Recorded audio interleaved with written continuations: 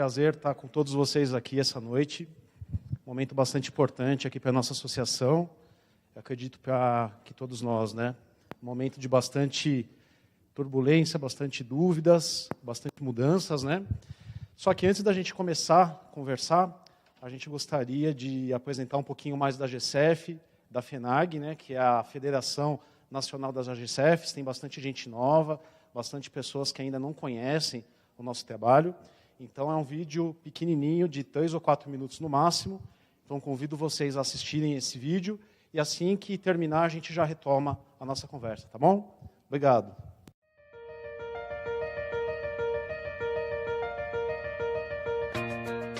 A FENAG nasceu da necessidade de um órgão representativo dos gestores da Caixa Econômica Federal, que hoje já somam mais de 20 mil em todo o país. A entidade teve sua primeira gestão há 22 anos, em 1992. Em todos esses anos de atuação, buscou sempre fortalecer o movimento associativo através da defesa permanente de seus interesses. É promovendo ações de melhoria nas condições de trabalho e na qualidade de vida que a FENAG contribui para o fortalecimento da organização. Valores: comprometimento, transparência, respeito, honestidade, sustentabilidade, responsabilidade.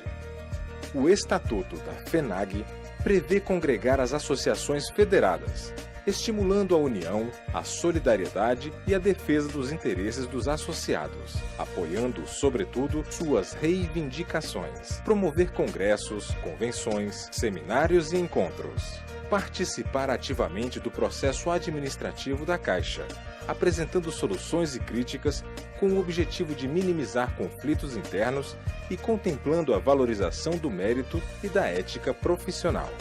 Atuar na defesa da Caixa Econômica Federal, zelando pela sua imagem e pela boa administração de seus recursos. Manter intercâmbio com entidades representativas dos empregados e aposentados da Caixa, permutando consultas, experiências e publicações e mantendo acordos ou convênios de interesse mútuos. Em mais de 20 anos de existência, a FENAG acumula em sua trajetória experiências de sucesso. Hoje, conta com um expressivo número de associados e ampliação dos relacionamentos institucionais, com representantes da FENAG em várias entidades, como FUNCEF, FENAI, FENACEF, Saúde Caixa e diversos sindicatos do país. Além de conquistas como adequação no CTVA, ressarcimento de celular dos gerentes gerais, equiparação dos mercados, elevando todas as unidades ao mercado A, investimento no desenvolvimento profissional, capacitação dos gestores, notebook para gerentes gerais e gerentes PJ, implantação da diferenciação de salário do gerente PJ, verba para despesas com alimentação e visitas a clientes, compensação das horas trabalhadas e, consequentemente, CIPOM para gerentes. PSI para todos os cargos gerenciais e a PLR proporcional à responsabilidade. Juntos, podemos ir mais longe.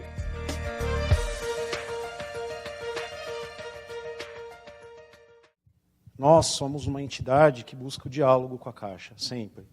Então, as questões são levadas as diversas áreas da matriz, sempre de uma forma que busca o diálogo. Então, a gente valoriza o movimento gerencial, só que sempre vendo o lado da empresa também. Então, nós somos todos gestores. Então, aqui é uma entidade de gestores que busca sempre o equilíbrio. O bom para a classe gestora e o bom para a Caixa, porque, no final das contas, foi isso que nós escolhemos para nós também, né? Hoje, eu gostaria também de agradecer aqui a presença dos membros da diretoria da AGCF, que estão aqui, Israel, não sei se todo mundo conhece, o Downey, a Adriana, Gessiano, levantem a mão, não sei se todo mundo conhece vocês, a Evelyn, da SR Paulista. Então, assim, só para dizer para vocês que a nossa chapa está eleita desde novembro do ano passado, e a gente procurou ter um representante, pelo menos, de cada superintendência aqui de São Paulo, para a gente poder ouvir todo mundo, ouvir os anseios da nossa categoria em todas as SRs, e também da área meio. Foi uma preocupação que nós tivemos, né? Então, a Karina, da Girete Paulista, acho que a maioria de vocês deve conhecer, a Karina Gaúcha, ela também faz parte também da nossa diretoria, e ela também traz os anseios, o que está acontecendo, essa questão da reestruturação. O ano passado, quando houve todo aquele buchicho em relação à extinção das Giretes, então nós estávamos também acompanhando de perto todo esse movimento, né? Então, assim, o que eu gostaria, antes de passar a palavra para o Dr. Rogério, que já está aqui presente, é assim, vocês estão com um jornal nosso também da GCF em mãos. Ali tem um pouco do nosso trabalho, então, assim, é um trabalho que busca mostrar dados, alguns dados que muitas vezes não são mostrados para a gente. Nesse último jornal, por exemplo, a gente quis trazer à tona, primeiro, como que está a questão da inclusão, da diversidade no movimento gerencial da Caixa. Ele é proporcional ao número de empregados, de fato? Quais são esses números? Esses números nunca haviam sido mostrados.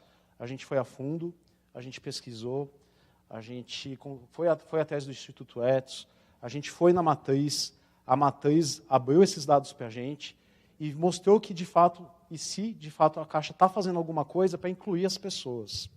Então, a gente está fazendo alguma coisa para tentar equilibrar, para sair do discurso e ir para a prática. Outra coisa muito importante, a questão da Cored, a atuação da Corregedoria Caixa. Algo que, muitas vezes, num primeiro momento, assusta, né? Fala, poxa, corregedoria, será que é punição? Muito pelo contrário. Se vocês tiverem a oportunidade, eu convido vocês também à leitura da entrevista da nossa corregedora, a doutora Girlana, que foi muito solícita em prestar uma entrevista para a nossa associação. Ela é uma pessoa totalmente isenta de julgamento e ela não tem vinculação nenhuma à presidência da Caixa. O cargo dela é eletivo, é mandato. Então, não importa quem seja o presidente. Então, ela é uma pessoa neutra em relação às coisas que acontecem. Então, nós abordamos um assunto que também é muito tabu, que é um assunto que todos nós podemos estar sujeitos. Por exemplo, assédio. A gente fez perguntas extremamente diretas para ela na entrevista. Nós temos segurança quando nós, por uma eventualidade, fazemos uma denúncia. Você está respaldado? Você tem segurança em fazer uma denúncia sobre assédio? Se tiver uma retaliação, o que vai acontecer? Ela diz aí na entrevista. Então, assim, nós confiamos nas palavras da doutora Girlana, no encontro que nós tivemos das associações das AGCFs do ano passado, ela falou isso para a gente, só que não estava escrito. Agora está escrito. Então, assim, é uma corregedora falando para a gente. Vocês têm o meu ok, vocês têm a minha garantia. Então, assim, pessoal, é um momento, em virtude de todas essas transformações, dessas mudanças, e não são poucas. A gente está vivendo num cenário turbulento. Político, a gente tem reforma trabalhista, reforma previdenciária. Internamente, nós temos verticalização, reestruturação, PDVE, redução de custos, né? E tudo isso gera muita ansiedade. Bancário temporário, né? Agora com o RH 037. Então, assim, cada um de nós aqui tem uma realidade. Cada um entrou num determinado período. Nós temos contratos de trabalho que são diferentes, então com direitos diferentes também. E isso o Dr. Rogério vai elucidar também para a gente hoje aqui. Então, é um momento de que nós, diferente de outras entidades, a gente, a GCF, busca o eu, o individual, o atendimento individual de cada pessoa. A gente não olha só o coletivo. Então, assim, todas as ações que a gente faz, todos os atendimentos, eles são personalizados. Então, é para o Ed, é para a Evelyn, é para a Maria, para o José, porque cada um tem um contexto diferente, tem uma história diferente, tem um contrato de trabalho diferente, tem um tempo de função diferente. E isso eu garanto para vocês. Todos esses anseios, todas essas dúvidas, a AGCF está à disposição de cada um de vocês para esclarecer. A nossa função, nesse momento, é essa, é acalmar aqui, para que a gente possa seguir em frente e tomar as melhores decisões para as nossas vidas, pessoais e profissionais. Para a gente ter uma proximidade maior, até assim, a exemplo de outras AGCFs, no âmbito Brasil, eles criaram grupos de comunicação de associados para a gente discutir algumas questões, e o Dr. Rogério também participa desse grupo. Então, assim, questões que não são muito pessoais e que a gente possa estar discutindo, a gente vai estar montando um grupo para que a gente possa conversar mais próximos e, assim, facilitar a comunicação entre a gente. Provavelmente até semana que vem esse grupo vai estar criado. Quem não quiser pode sair, quem quiser inclusão vai pedindo adesão, a nossa secretaria vai estar providenciando tudo isso. Tá? Então, mais uma vez, eu agradeço a presença de todos e é um prazer recebê-los. Convido quem ainda não se associou a olhar com um pouquinho mais de atenção, porque é um momento de união mesmo. A gente precisa de estar todo mundo junto, não só na crise, né, mas sempre. Né? Aqui em São Paulo, a gente tem uma peculiaridade que nós, às vezes, estamos trabalhando em SRs muito próximas, mas a gente não tem aquela proximidade como as pessoas de outros estados têm. Vocês não têm noção como que é a proximidade de eventos, de AGCFs de outros estados. Os gerentes, o movimento gerencial é muito unido, ele é muito próximo. E a gente precisa, com o tempo, melhorar isso aqui em São Paulo. A gente é a maior renda per capita do Brasil. A gente tem um número enorme de gestores aqui. A gente movimenta tudo isso. Depende de nós a mudança. Depende de cada um de nós, para fazer a Caixa cada vez mais forte. Obrigado, gente. Dr. Rogério, com você. Tudo bem, gente? Vamos vai. Tá. Doutor é para médico, tá? Rogério, eu fico extremamente feliz de verificar o renascimento do movimento associativo em São Paulo. Quem está aqui está testemunhando isso. E eu acho que a gente tem que fazer reverência para a atual diretoria da GSF, encabeçada aqui na pessoa do senhor presidente Ed Carlos Saba. Então, eu queria pedir uma salva de palmas para a diretoria, porque foi o esforço dessa diretoria, aliado, evidentemente, a esse momento difícil que vocês estão vivendo. Está dando para me ouvir? Que tem hora que está falhando.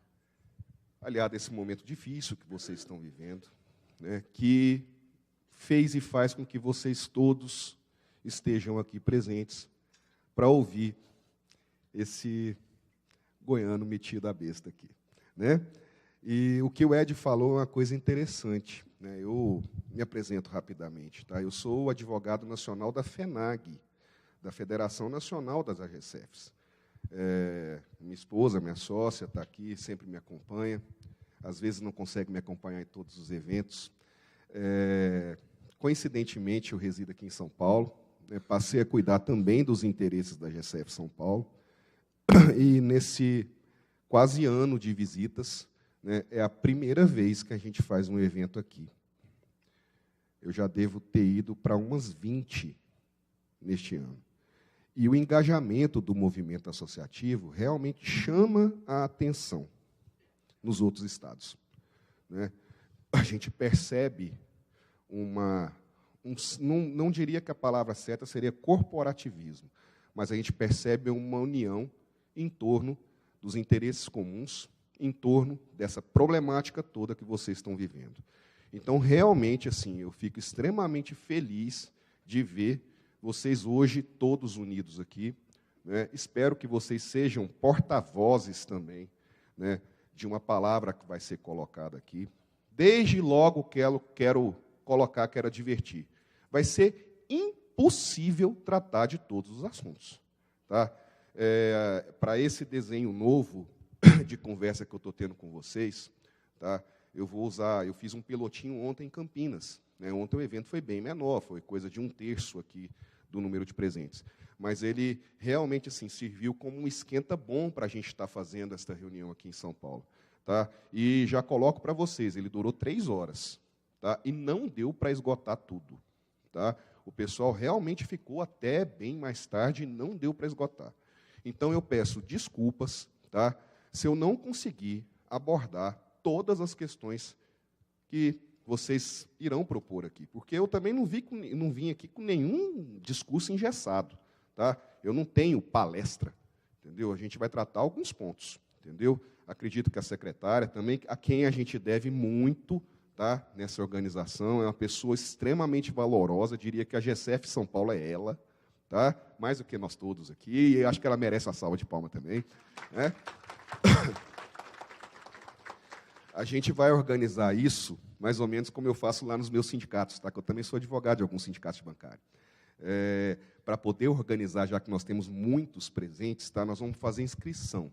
Então, à medida que os temas vão sendo propostos e vão sendo colocados aqui, tá? A gente abre as inscrições para perguntas. Não sei se eu vou conseguir respondê-las todas, tá? Mas a gente está criando um grupozinho de WhatsApp, né? Que hoje o WhatsApp deixou o e-mail lá, fez o e-mail uma máquina de datilografar, né? Então, não tem coisa mais dinâmica. E como está funcionando bem nos outros estados? Então, eu também concito aqui os senhores e senhoras, tá? A que adiram, né? Falei um juridiquês danado aqui, né? Vou chamar todo mundo para que a gente possa, né, tá integrando esse grupo. O grupo não é só para associado, não, tá? Quanto mais gente, melhor, igual coração de mãe. Nesse momento de crise, a gente não tem que ficar segregando ninguém, não. É todo mundo junto, na mesma panela, tá? Para rir junto ou para chorar junto, né? Então, por meio desse grupo que a gente forma, né, peço a gentileza que, nesse grupo formado, as perguntas, podemos fazer um vocativo. Ô, Rogério, me responde isso aqui. A gente vai responder, vai conversar no particular. Aquilo que for de interesse coletivo, a gente joga para o grupo, né? Também peço a gentileza que o que atrapalha esses grupos sociais, tá, que tem um eminente caráter social, de utilidade. Para vocês terem ideia, a ação que eu propus lá pelo Sindicato de Pernambuco saiu do nosso grupo de discussão de WhatsApp. Tá? Então, eu pediria a gentileza que a gente tenha também assim, uma certa etiqueta, né, de não ficar colocando postagem de mulher pelada, time de futebol, agrupamento político, porque aquele grupo não tem, nenhum grupo desses tem orientação política, né? A gente não precisa ficar fazendo propaganda do nosso interesse, do que a gente defende ali. Tem tantos outros grupos privados que a gente pode utilizar para isso, né? Aquele grupo é para discutir os problemas da Caixa. Então, eu pediria a gentileza de quem entrasse que observasse isso, porque realmente, né, o Ed sabe, né, o nosso grupo de diretores da GSF, ele estourou, nós tivemos que ir para o Telegram, né? Então, e quando alguém posta alguma coisa assim diferente do objeto, fica muito difícil, polui, você às vezes até perde ali nos assuntos. Pediria só essa gentileza, né, que a gente se unisse também em torno disso, né, passasse a utilizar aquilo como uma ferramenta bacana de trabalho, e não como uma ferramenta de recreação, até porque eu acho que o momento não está recreativo, né? Eu vou começar falando aqui para vocês uma coisa que surgiu aí há 2, 3 dias atrás, né? O famoso RH 037 da Caixa, né? Choveu perguntas lá no meu blogzinho, na minha caixa de e-mails. E aí, Rogério, que diabo é isso? O que vai acontecer comigo? Tá? Para eu poder fazer e adentrar nesse assunto do RH 37, como nós temos muitos presentes aqui, deixa eu fazer uma amostragem. Quem é que é TB aqui sem ter função? Sem nunca ter incorporado? Ninguém? Tá. Quem é que é TB incorporado aqui recentemente? Tá? Quem é incorporado recente aqui? Ninguém? Tá? Quem está comissionado ativo na instituição hoje? Pode, por favor, se apresentar? Ótimo. Quem é gestor, gerente geral de agência, gerente regional? Tá, perfeito. Quem foi admitido na Caixa antes de 14 de setembro de 98? Essa data tem um propósito. Tá. Eu vou direcionar essa nossa conversa em grande parte para os pré-98, tá? Que tem uma diferenciação, tá certo? Entre os pré e os pós-98. Para eu só poder visualizar, é óbvio que eu fiz a pergunta, mas só para eu ter visualização aqui, quem que é pós-98? Quem que foi admitido depois de 14 de setembro de 98? Está menor, significativamente menor, tá? Então, assim, as questões que ficarem lacunosas aqui, tá? Eu vou pedir que a gente use o nosso grupinho, que tente fazer a coisa no particular, para eu poder direcionar para a maioria. Quem já saiu da Caixa não está trabalhando? Alguém já se desligou da empresa? Ninguém? Tá. Quem pretende sair no PDVE agora, terceira leva? Está significativo também. Tá. E uma última pergunta. Quem já está aposentado pelo INSS? Vige Santa. Tá. RH 037, tá? Com um latido que a gente teve, tá? De um congressista esse responsável pela reforma da Previdência, o que aconteceu no início desse ano, né? Pelo que percebo, é o tema que aflige a maioria dos senhores e senhoras aqui, né? Rogério, eu estou comissionado, ou estou incorporado, me parece que é pouquíssima gente aqui incorporado, né, pelo que a gente perguntou.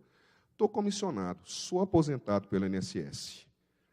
O que vai ser de mim? Porque eu ouvi falar aí, tá, um zum, que com a reforma da Previdência eu posso perder o meu emprego, porque estou aposentado, né? Pode. Tá? Vou dar um tapa na cara de vocês aqui. Não existe nada certo, mas pode. Tá?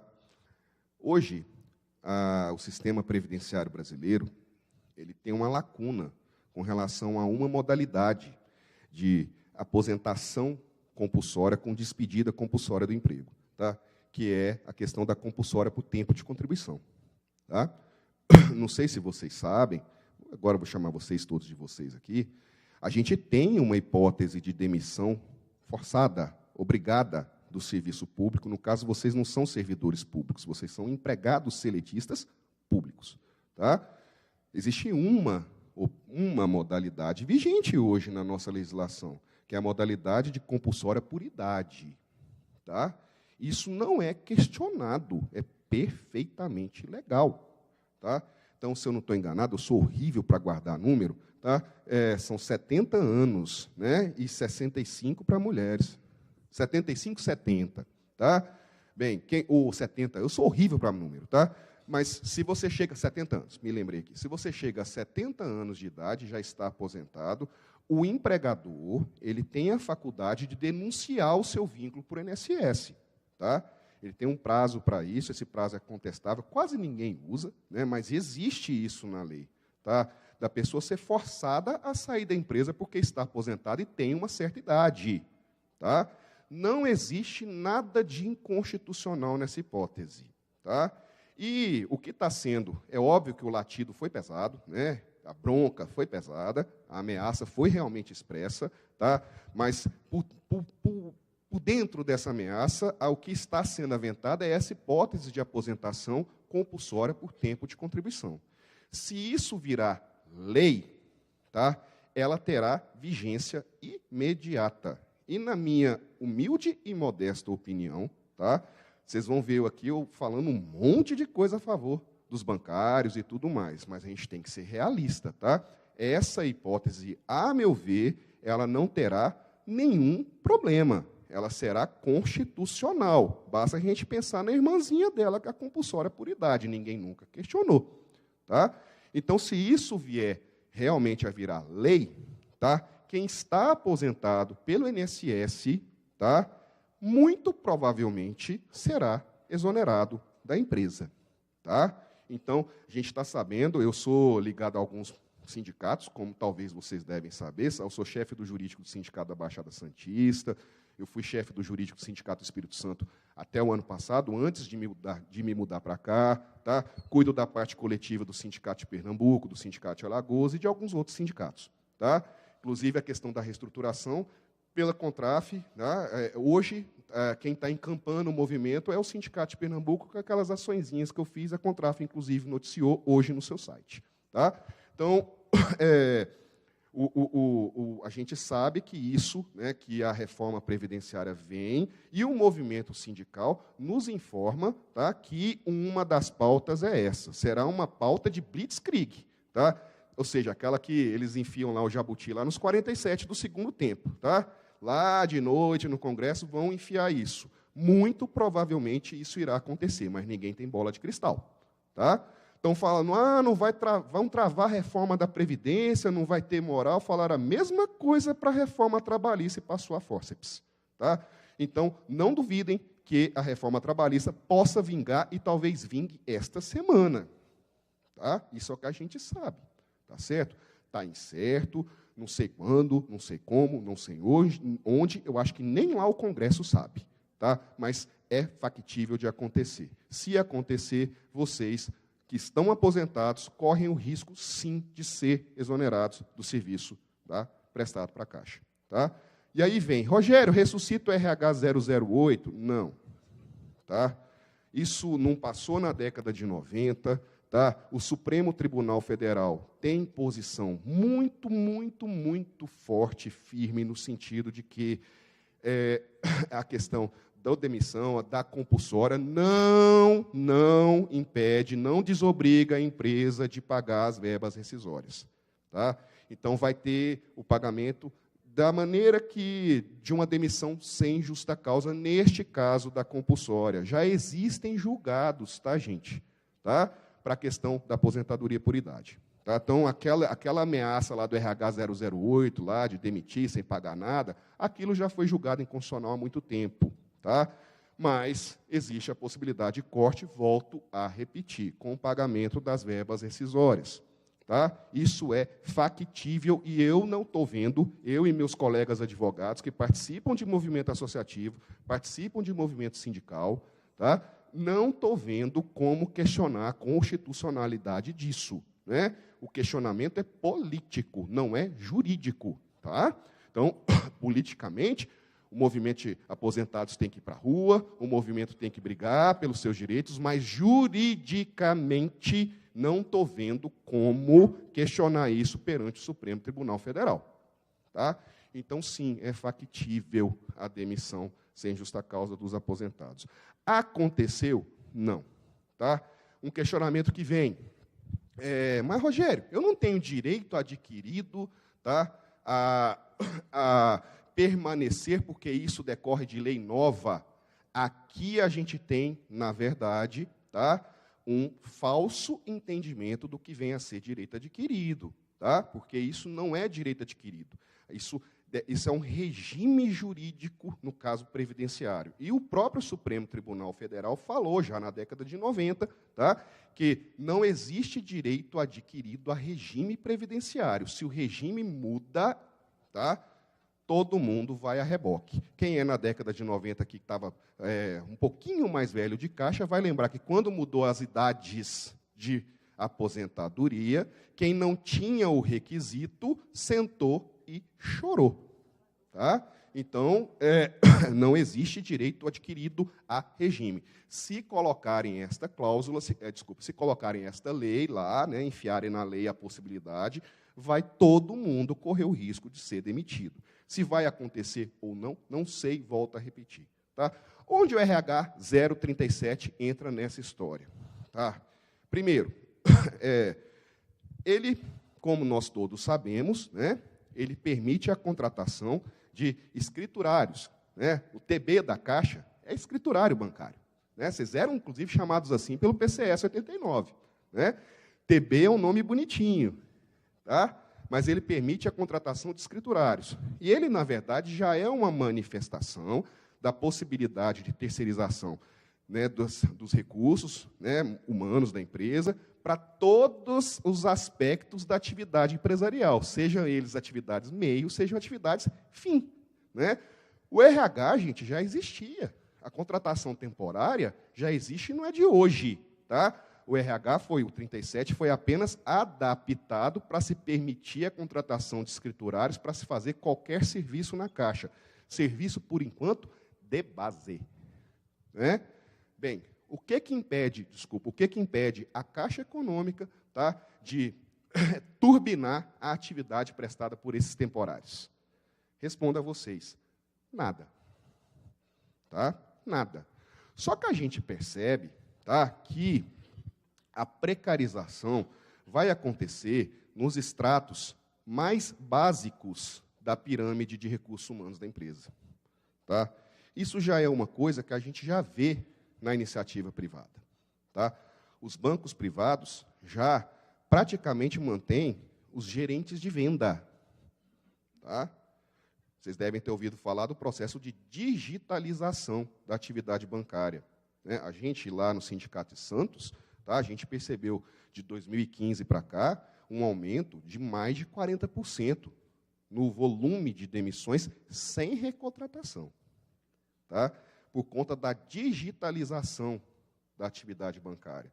Essas atividades de base, elas não mais interessam aos bancos como perfil, como um paradigma a ser seguido. Tá? Os bancos cada vez mais estão voltando para a venda de produtos e serviços, e não para a atividade ali de balcão, de ponto de venda. Tá? Então, isso realmente tende a ser reduzido drasticamente. Ao contrário, o bancário vai se tornar mais qualificado. Tá? Eu não estou deixando nenhum cenário otimista para vocês aqui, não. Tá? Nós vamos ter um enxugamento, sim, do quadro bancário, seja ele na iniciativa privada, que já começou, seja na iniciativa pública, que eu também não preciso dizer para vocês, já começou há muito tempo. Né?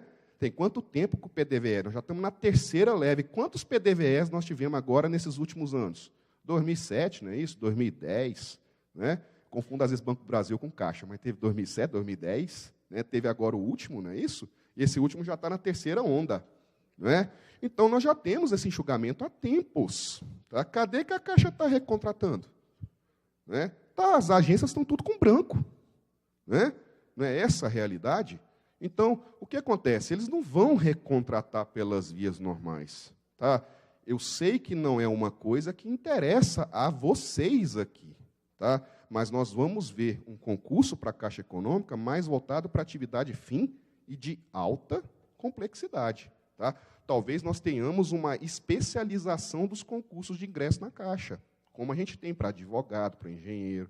Tá? Talvez a gente tenha isso também agora para o bancário. Tá? A atividade básica, ali, burocrática bancária será provida, tá, por empresas fornecedoras de mão de obra, sem vínculo com a empresa. Tá?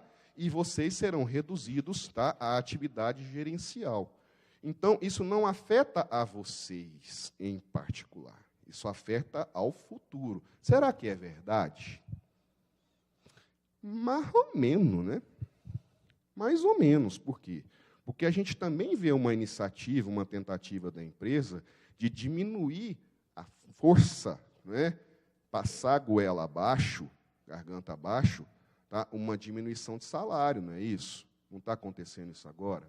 Entendeu? Vocês estão aí também na ameaça iminente, né, daquele processo que vocês costumam chamar de verticalização das unidades. Não é isso? Supervisor agora, desde a versão, se não estou enganado, 47, né, aí veio a 48, já estamos na 49 do RH 183, não é isso, Ed? Tá? Desde essas 3 últimas versões do RH 183, para quem não sabe o que é o RH 183, é o que define as funções de vocês, é o plano de funções gratificadas da Caixa, que desde julho de 2010 faz com que vocês, né, exerçam função gratificada, efetiva, não efetiva, eventual. Tá?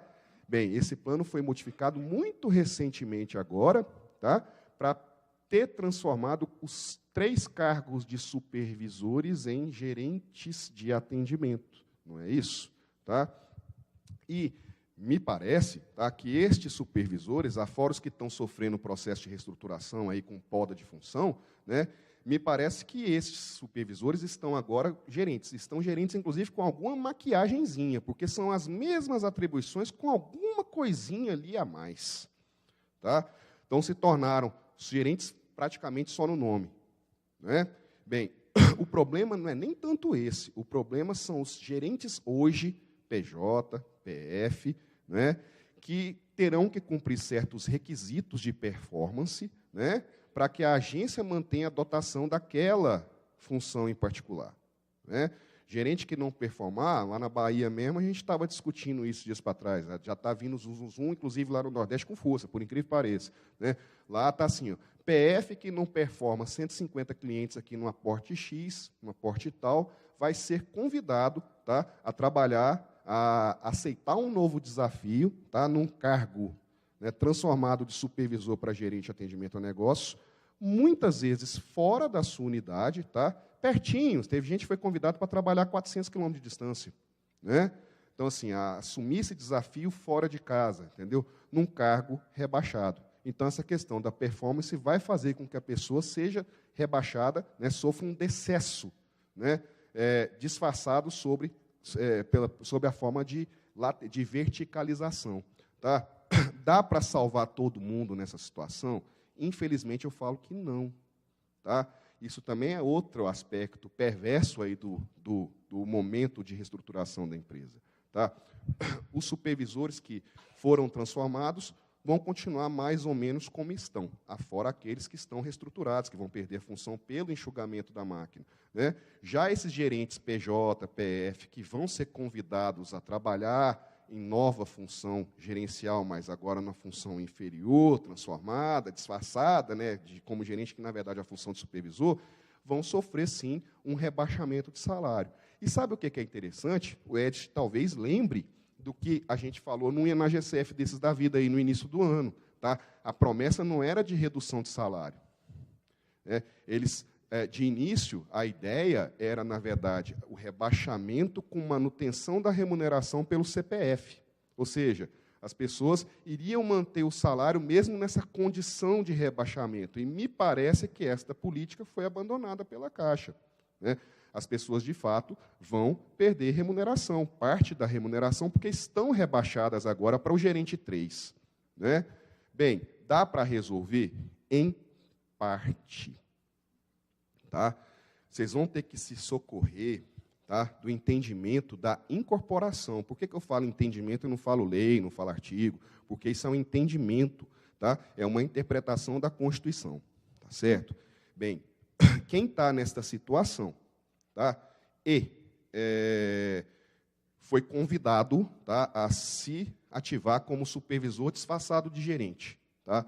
Quem tem mais de 10 anos de função em um tempo considerável, 10, 5, 6, 7, né, no caso 5, tá, como gerente médio, o antigo gerente médio, PJ, PF, tem direito a uma incorporação parcial. Tá?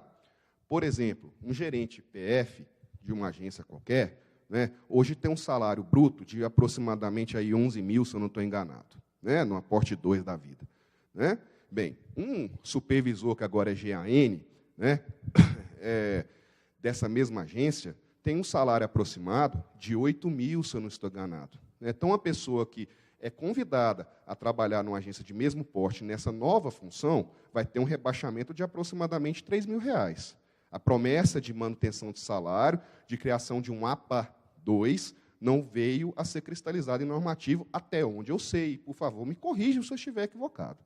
Tá? O que fazer? Essa pessoa, se ela tem menos de 5 anos de função, tá? De função, aí nesse caso, a função gerencial que exerce aí, gerente PF, tá? Se ela tem menos de 5 anos na função, tá certo? E tem menos, não é só e ou não, tá? Tem menos de 10 anos como um todo em função, ela não incorpora. Tá? Ela vai sofrer o processo de rebaixamento. E não existe mecanismo na lei, tá, que garanta para ela a manutenção de salário. Tá certo? Aí já estamos ouvindo aí colegas nossos, advogados, dizendo, não, mas espera aí, isso aqui, na verdade, é o mesmo cargo disfarçado, porque botaram umas tarefinhas a mais. Essas tarefinhas a mais, gente, desnaturam o cargo. Tá? Se tem alguma coisinha a mais ali, alguma tarefinha a mais, a gente sabe que no RH 183 tem, tá? O gerente de atendimento a negócios não está com o mesmo perfil de atribuições ali no RH do supervisor de atendimento, do supervisor de canais. Aí é gerente 3, gerente 4 agora, né? Então, a gente sabe que não está, tem alguma coisinha a mais. Falar que, então, esse cargo é o mesmo, tá? Vai ser muito difícil de ser encaixado na justiça. Tá? Então, existe diferenciação, vai ter que partir pela linha da incorporação. Tá? Como mexe com o número, vou tentar aqui fazer assim, quase que um desenho mental. Tá certo? Ó, se eu não tenho 10 anos de função, tá? E aí o que é ter 10 anos de função? Dicasinhas do Rogério aqui. Não é RH 151. Tá? Nesse ponto, RH 151, ele destoa da jurisprudência das decisões dos tribunais. Tá certo? 10 anos de função, gente, vocês vão somar tudo. Mas tudo. Tá? Por exemplo, se eu fui caixa lá em 1986, tá? E aí eu fui caixa por 5 anos. Tá certo? Deixei de ser caixa, voltei na época a escriturário, né, que na época era isso que falava, né, era essa a nomenclatura, voltei a ser escriturário e fiquei escriturário um tempão. Tá? Lá para 2010, eu peguei função de novo. Sei lá, virei assistente. de agência. E aí fiquei mais 5 anos e perdi a função sem ser por justa causa, sem aquela modalidade absurda lá do comissionamento motivado. Tá? Quanto tempo eu tenho de função? 5 de caixa e mais 5 aí como assistente. Tenho 10. Incorporo pelo RH 151? Não. Pela Justiça? Sim. Tá? Aquele requisito dos 180 dias de função, aquilo para a Justiça é desconsiderado, de lapso, tá? De diferença entre de tempo de exercício entre uma e outra, aquilo é desconsiderado para a Justiça. Tá? O que importa é tempo de efetivo exercício. Tá? Já falei até uma coisa, já. Vamos inscrever, tá? Vamos, por favor, anota sua perguntazinha para a Andressa, tá? Para a gente não perder a meada aqui. Tempo de caixa conta, já estou falando, né? O exemplo eu usei com o caixa aqui. Tempo de caixa conta. Substituição, que é a designação não efetiva de vocês, tá? Conta? Conta. Contam os dias, tá certo?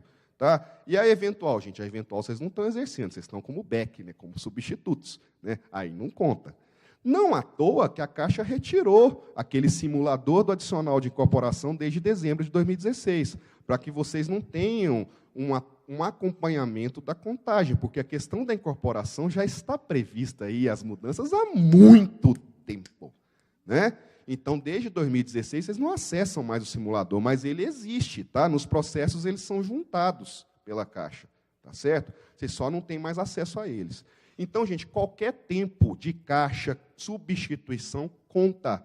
Fez 10 anos, tá? A pessoa passa a ter direito a incorporar. Tá certo? Tá certo? Tá não. Outra dicasinha que eu dou para vocês. 10 anos, não. 9. Tá? Isso é pouco debatido. Tá certo? Muito pouco debatido. Uma corrente das decisões do tribunal, lá de Brasília, Tribunal Superior do Trabalho, órgão de cúpula da Justiça do Trabalho, tá? Já definem que, para incorporar, não precisa ter 10. 10 é o marco. Tá? Tem que ter 9. Tá certo? Isso, decisão de ministro do TST, várias. Tá? Por que 10? 10 não está na lei, esse é um parâmetro que foi criado para dar uma interpretação constitucional, já falo sobre isso. Então, você precisa ter 9 e não 10. Com 9 anos, você passa a ter chances, e chances bem altas, porque ainda é uma corrente, ela não está 100% unânime, tá? Mas você passa a ter chances altas de incorporar. Isso que eu estou dizendo aqui, gente, eu já estou praticando. Tem várias e várias gerências aí, tá? De filial, né? Girete, Gigov, G7, de FUG, de AB, todas essas GI, tá? Onde nós vamos ter colegas de vocês que não têm 10 anos de função. Tá? Com 8 anos e meio, com 9, já passa a ter direito de buscar incorporação na Justiça, e nós estamos buscando isso. Tá certo? Então, para incorporar, a dica aqui, ó, não precisa ter 10 redondo, com 9 já dá. Tá certo? Orientação do Tribunal Superior do Trabalho. Tá? Pedir para dispensar da função. Não quero mais, eu pedi dispensa. Tá? Não façam isso. Vocês é uma das poucas hipóteses de renúncia a direito. Tá? Pediu para sair da função, perde o direito a incorporar. Tá certo? Então, gente, falar da incorporação aqui, né, vamos voltar para a questão lá do gerente. Não é isso? Que ele foi rebaixado. Tá certo? E aí, lá no histórico dele, tá? Ele era gerente PJ, ou PF, é o PF que eu usei no exemplo aqui. Né? Ele era gerente PF, e ele tem mais de 10 anos de exercício de função, e ele tem 5 anos de exercício como PF. Aqui volta o RH 151. Tá? Vocês devem saber melhor do que eu que a sistemática do RH 151, ele exige os 10 anos aí da súmula 372 do TST, que é o que eu estou dizendo aqui. Tá? Ele exige esses 10 anos, mas ele despreza os 5 primeiros, só se aproveita os 5 últimos. Né? Então, por exemplo, um gerente PF que vai ser convidado a ser rebaixado, tá? Que tem 10 anos de função, atende à súmula, e que nos últimos 5 anos foi gerente PF, tá? Ele passa a ter direito a um adicional de incorporação equivalente a 100% do adicional da função de gerente dele, que ele perdeu. Ou seja, ele vai ser supervisor, tá? Ele vai exercer a função com um valor menor, e ele pode incorporar parcialmente, ele vai receber um complemento. A gente fala, a pessoa vai pagar para trabalhar. Né? porque o adicional será superior à nova função exercida. Então, assim, aquilo não compensa para a pessoa. Mas tem gente que gosta de ter função, pelo amor à empresa, o que é louvável. Tá? Mas saibam vocês que as pessoas que serão convidadas a isso, portanto, terão direito a uma incorporação parcial na Justiça. Estou falando de incorporação aqui, já estou puxando outro assunto, hein? Zum aí do mês. Ué, mas, Rogério, mas que a reforma trabalhista não acabou a incorporação? Gente, está um zum danado aí, né? E acabou o adicional de incorporação. Mas a CLT foi reformada, veio um parágrafo 2º aí, do 468, que diz que agora ninguém incorpora nem a pau juvenal, com ou sem justa causa, tendo ou não tendo mais de 10 anos. Tá? Isso é verdade? É. Tá certo? Está na lei. Tá? Mas, não sei se vocês sabem, a FENAG, ela que propôs, junto ao senador lá Humberto Costa, do PT, tá? O projeto de emenda à reforma para tirar esse parágrafo 2º. Tá? E a assessoria técnica foi nossa. Tá? O que eu falei lá para o senador Humberto Costa, que fez a emenda, que, na verdade, nenhuma emenda passou, que agora eles vão fazer tudo em mandado de segurança, em medida provisória, né? Vão remendar o remendo agora em medida provisória, alguns pontos. O que eu falei lá, falo aqui. Tá? Gente, pode vir parágrafo 2º de artigo 468, parágrafo 3º, parágrafo 10º, pode vir de vermelho, de amarelo, pode vir com bolinha, quadrado. Tá? O adicional de corporação, na minha opinião, e na opinião de vários, eu sou professor de direito também, tá? De vários doutrinadores, de várias pessoas que são do meio acadêmico, não irá acabar. Tá? Para a gente entender isso, vou ter que usar de um juridiquês aqui. Tá certo? Olha só, vamos pensar o seguinte. Tá? Eu tenho aqui uma seção qualquer, de uma empresa qualquer, não é banco não. Tá? Aí eu tenho ele, ela, ele e ele, 4 pessoas trabalhando nessa determinada seção. Tá certo? Essas pessoas ganham um salário X, sei lá, R$2.000. Tá? E eu, empregador, dono do que a gente chama de jus variandi, né, do poder de modelar a minha empresa como eu quiser, como eu entender adequado. Tá? Dos 4, tá, eu entendo que um tem que encabeçar os trabalhos. Tá certo? Um deles. Tá? E aí eu escolho ela. Tá? Olha, você vai ter que chefiar essa equipe aqui. Tá? Para me entregar um resultado, para coordenar os trabalhos. Tá certo? Gente, isso é um dogma, igual dogma de fé cristã, fé muçulmana. Tá certo? Tem um dos dogmas do direito de trabalho que é o seguinte: o chefe, tá, no direito de trabalho sempre o será em caráter provisório. Chefe sempre é provisório, nunca é definitivo. Tá? As razões para isso têm a ver com a questão da confiança. Eu, dono da empresa, tá, eu hoje entendo que ela é a pessoa mais preparada para chefiar a minha equipe aqui dos 4, né, das quatro pessoas, dos 4 trabalhadores. Pode ser que amanhã ele se destaque mais na equipe e eu entenda que ele passa a ser a pessoa mais adequada para estar organizando o meu coreto aqui, tá certo? E aí, nada me impede que eu retire ela desta função e coloque ele no lugar, tá? Isso é um pressuposto até para você não engessar a empresa. Já pensou, se eu tivesse engessamento, eu teria que pagar a gratificação de chefia dela e colocar ele como chefe. Tá certo? Então, chefia sempre, mas sempre é algo transitório no direito do trabalho. Tá certo? Bem, e o direito do trabalho foi todo construído em cima disso. Tá certo? Só que nós temos uma questãozinha nessa brincadeira. Tá? Você chega num Santander da vida, qualquer agência, tá? Uma vez lá no Espírito Santo, a gente fez uma ação coletiva. Lá tinham, pouquinho Santander lá, pouquinha gente, tá? Tinham 437 empregados no estado, tá?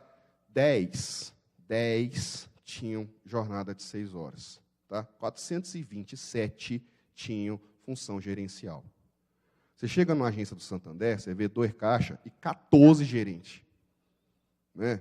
Não é muito cacique para pouca tribo, não. Tá? Essa história de colocar todo mundo com nomenclatura gerencial no meio bancário tem um propósito, tá? E ele vem desde 92, que é o de permitir, entre aspas, que vocês trabalhem fora da jornada de 6 horas, sem o pagamento das 2 horas correspondentes. Tá? O que era para ser exceção, virou regra no meio bancário, e não só na Caixa Econômica. Todos os bancos fazem isso, desde a década de 90. Tá certo? E o expediente usado é da gratificação de chefia para todo mundo. Ou, para usar o termo bancário, da famosa gratificação de função de confiança. Né? Transformar todo mundo em funcionário de confiança especial. Isso foi perverso com relação à jornada, é perverso até hoje, e é extremamente perverso para o que está acontecendo agora, reestruturação, verticalização. Tá? Mas vamos voltar à questão aqui da minha equipe de 4 pessoas, a chefe. Chefe sempre é transitório, como eu estou dizendo. Tá? E aí, por ser chefe, também é meio que lógico, né, que o chefe tem que ganhar um pouquinho mais que os demais da equipe. Acho que todo mundo concorda comigo. Aí ela vai receber um adicional ou gratificação de função. Lembrando, em transitório. Tá certo? Tem um mínimo da lei lá. Tá? Transitório, não é permanente. E aí o que acontece? Essa pessoa chega e fica 1 ano como chefe. Acho que todo mundo concorda aqui que 1 ano não é ser nada habitual, nada permanente. Fica 2 anos, fica 3, fica 4, fica 10, fica 15. Ou como meu amigo Campos, lá, gerente geral lá em Fortaleza, fica 37 anos como gerente geral. Tá? Pergunto a vocês aqui, é razoável você falar que um chefe que permanece 37 anos como chefe está exercendo provisoriamente a função? Não é razoável. Tá? Você tem uma desnaturação do conceito aqui. Aquilo que era para ser provisório passa a tornar-se habitual, efetivo, permanente. Tá? E aí a gente vai lembrar de uma outra coisinha. Tá? Uma outra coisinha simples. Salário pode diminuir? Não. Tá? Vamos raciocinar. Se eu tenho uma gratificação de chefia, que era para ser algo provisório, e ela passa a ser permanente, é habitualmente recebida por 10, 15 anos, tá certo? Isso se tornou salário, como qualquer outra verba. Tá? E salário, gente, pela Constituição Federal, não pode ser tirado de maneira alguma. Tá? Onde é que está isso? Isso não está na CLT, isso está no artigo 7º, inciso 6º da Constituição. Tá? Isso é tão sério, mas é tão sério, tá, que não pode ser retirado nem por uma emenda constitucional. Então, se o Congresso, não vou questionar o que está acontecendo aqui, cada um tem a sua opinião, tá? Mas se o Congresso vier na calada da noite, fazer uma gracinha, enfiar uma emenda constitucional para tirar qualquer inciso do artigo 7º, tá? Nem o ministro Gilmar Mendes terá condição de falar que isso é constitucional, porque isso está no livro dele. Tá? Isso será uma emenda constitucional inconstitucional. Tá? Para tirar disposição do artigo 7º só por meio de uma revolução, igual aquela que está lá na Venezuela. Certo ou errada, ali eles estão costurando a Constituição. Só por meio disso. Tá? Então, não pode. E o que acontece? Aí vem. A incorporação, gente, é um instituto de natureza constitucional. Tá? O que o TST, há anos atrás, está dizendo? Tá? Olha, o chefe que recebe a gratificação por anos a fio, tá? Ele, na verdade, passa a receber salário, verba salarial habitual por conta desse tempo todo. Tá? E se ele perder a função, ele não pode perder esse adicional, porque isso implicará em reduzir salário, e não uma mera gratificação de chefia. Isso é interpretação direta do 7º, não pode. Tá? E aí eu acho que fica fácil a gente entender aqui. O que está tirando o adicional de incorporação de vocês? O parágrafo 2º de um artigo de lei. Por acaso a lei pode passar por cima da Constituição? Não, entendeu? Então, esse parágrafo 2º, ele é absurdamente inconstitucional, tá? Isso eu acredito que até os juízes mais liberais, de perfil neoliberal, entendeu? Não terão coragem de dizer o contrário, tá? Esse parágrafo 2º não passa, gente, de maneira alguma, tá? Mas aí vem, isso é o que está no mundo do direito, tá? O mundo real é bem diferente, né? Até que isso seja declarado inconstitucional, e não tenham dúvidas, isso vai ser declarado inconstitucional, até que isso venha a ser tirado lá da CLT pelo Supremo, tá? Vão-se aí 5, 6, 7, 10 anos, olha o tempo que eles demoram para julgar em um mensalão da vida, né? E é o Supremo que vai dar a última palavra sobre isso. E até lá, né, vocês vão passar por bastante sofrimento. Tá certo? Vocês vão passar por bastante, mas bastante sofrimento. Tá? Porque a Caixa Econômica Federal, nos seus processos judiciais, já começou a defender a ideia, tá, de que não existe realmente direito adquirido à incorporação. Ela já está começando a desenvolver nos seus textos escritos judiciais, tá, que é uma ideia derivada de regime jurídico, tá, que com a CLT nova ela vai passar a não mais aplicar isso. Isso não é mais um boato de corredor. Isso está escrito nas defesas judiciais dela mais recentes. Tá? Então, gente, vocês todos, tá, pediria que vocês todos prestassem atenção. Sabe por quê? Porque vocês todos estão sujeitos à foice. Mas todos. Não tenham dúvida disso. Tá? Isso é um dos motivos velados pelos quais a reestruturação que está programada, ou estava programada para acontecer já agora, tá, foi sutilmente adiada para depois de novembro e com a segunda etapa em maio, né, ou março do ano que vem. Tá? Então, vocês todos, seja da rede, seja aí das gerências, atividade meio, tá, vocês todos estão sujeitos a perder função. Perder função sem incorporação. Deixa eu contar um outro segredinho para vocês aqui. Vocês sabiam, vocês já ouviram falar de um tal de RH 208? Tá? Pois é, amanhã lá, quando vocês entrarem lá no sistema de vocês, tá? Vocês puxem aí, RH 208.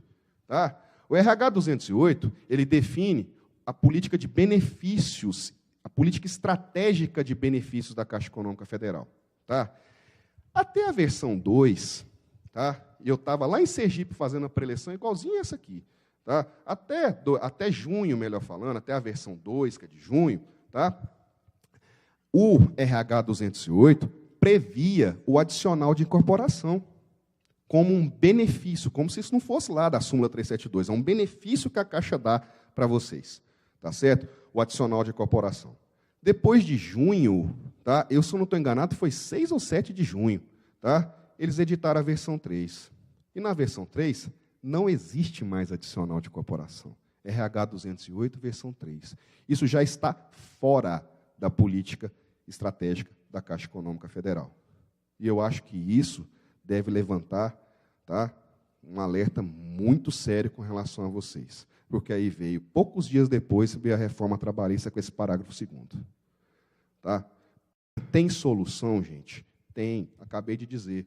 Né? Vai demorar anos, mas não tenham dúvida que vocês terão um final feliz com relação a isso. O problema é chegar até lá. Né? Porque vai tempo. Tá?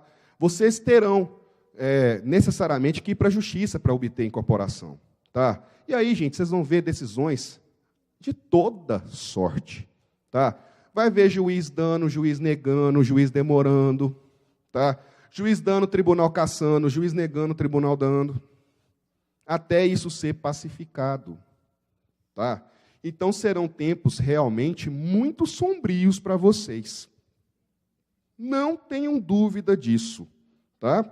Mas vocês têm uma esperança que os demais bancários públicos não têm. O bancário do Banco do Brasil, do Banesco, do Banrisul, tá? Não tem. Sabe qual é? O RH 151. Vocês são o único banco do Brasil, no Brasil, melhor falando, que tem um regulamento interno que prevê, por escrito, a incorporação. Tá? Vocês são o único. Tá certo? Como é que funciona no Banco do Brasil, gente? Não tem esse negócio de incorporar, não tem RH 151, não. A pessoa perdeu lá, com ou sem processo, perdeu a função. Tá certo? É descomissionado. Ponto. Não incorpora, não. Se quiser incorporar, vai para a Justiça. O que a Caixa quis fazer, na verdade, foi seguir esse modelo do Banco do Brasil. Tá? Só que ela tem o RH 151. A pedra no sapato dela é o RH 151. Tá certo? Vocês são o único que tem isso. Aí o que acontece? Mas vamos voltar para o Banco do Brasil. Né? Aí lá não tem essa história de incorporar 151, incorporar sem CTVA, sem pode. Lá não incorpora. Tá? A pessoa vira escriturário. Tá certo? Se quiser, vai para a Justiça. Só que lá não tem o registro do motivo da incorporação. Então a pessoa junta o seu histórico lá, o histórico funcional de vocês, o FREM-C, né? O FREM, tá? Ficha de registro lá completa, tá? O OCEFUM, sei lá, qualquer daqueles relatórios, tá? Lá chama histórico de comissionamento, tá certo?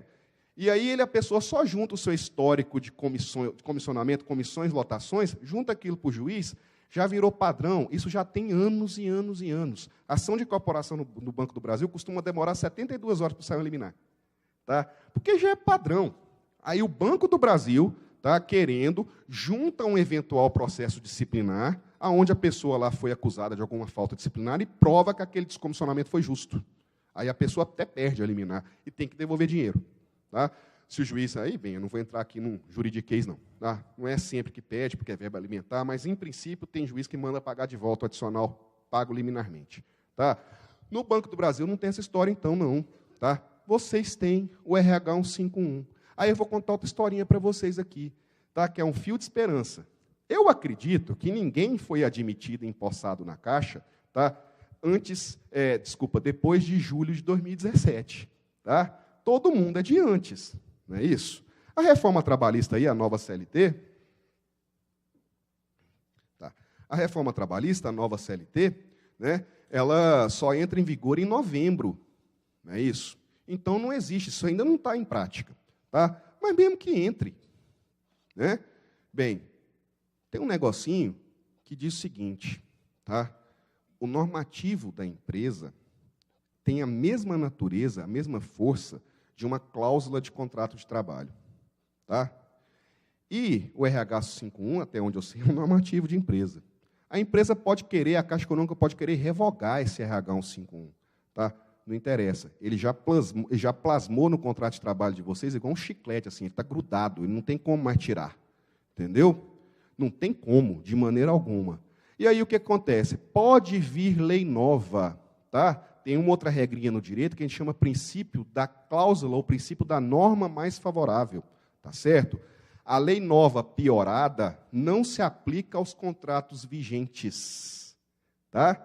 E vocês todos têm um contrato ativo, tá? Com o RH 151 pendurado lá nele, igual colado em chiclete, entendeu? Isso não tem como tirar mais. Vocês da Caixa Econômica são os únicos bancários do país que têm uma cláusula contratual de direito a incorporar. É isso que eu venho dizendo aí nos grupos, entendeu, que a gente participa ao longo do país, e muita gente anda rebatendo o que eu estou dizendo. Tá?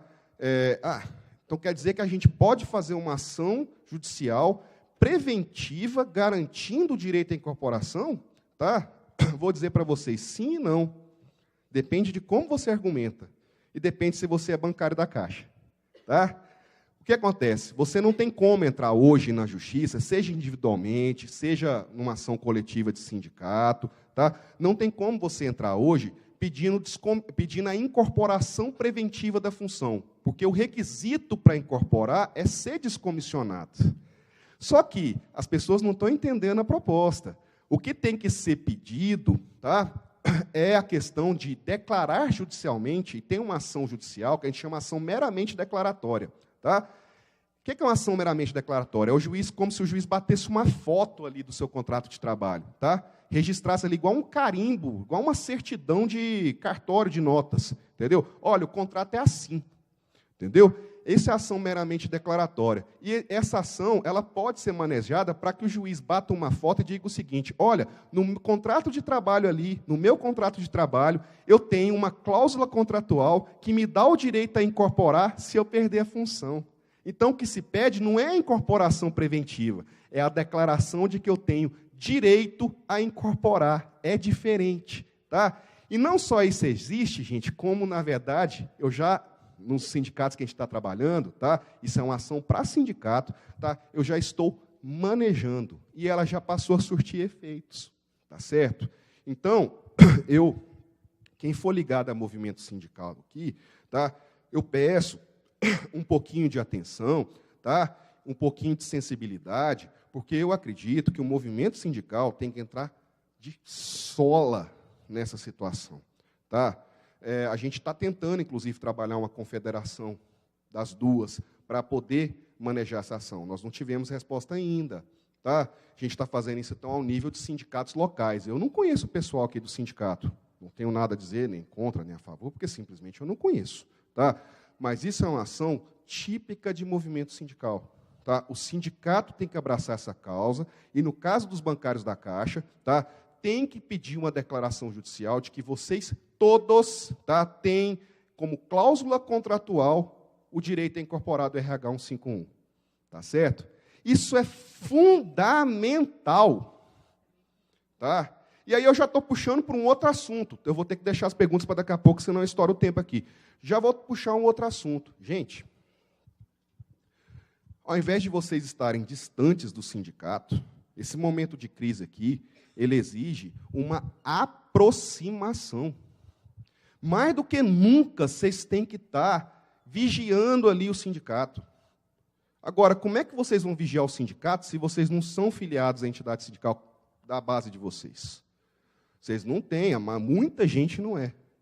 Né? Vocês passam a não ter direito a voz e voto. Deixa eu contar um outro segredinho para vocês aí, que talvez seja o pior efeito da reforma trabalhista. Tá? É o que vocês estão vendo na televisão aí. O negociado sobre o legislado.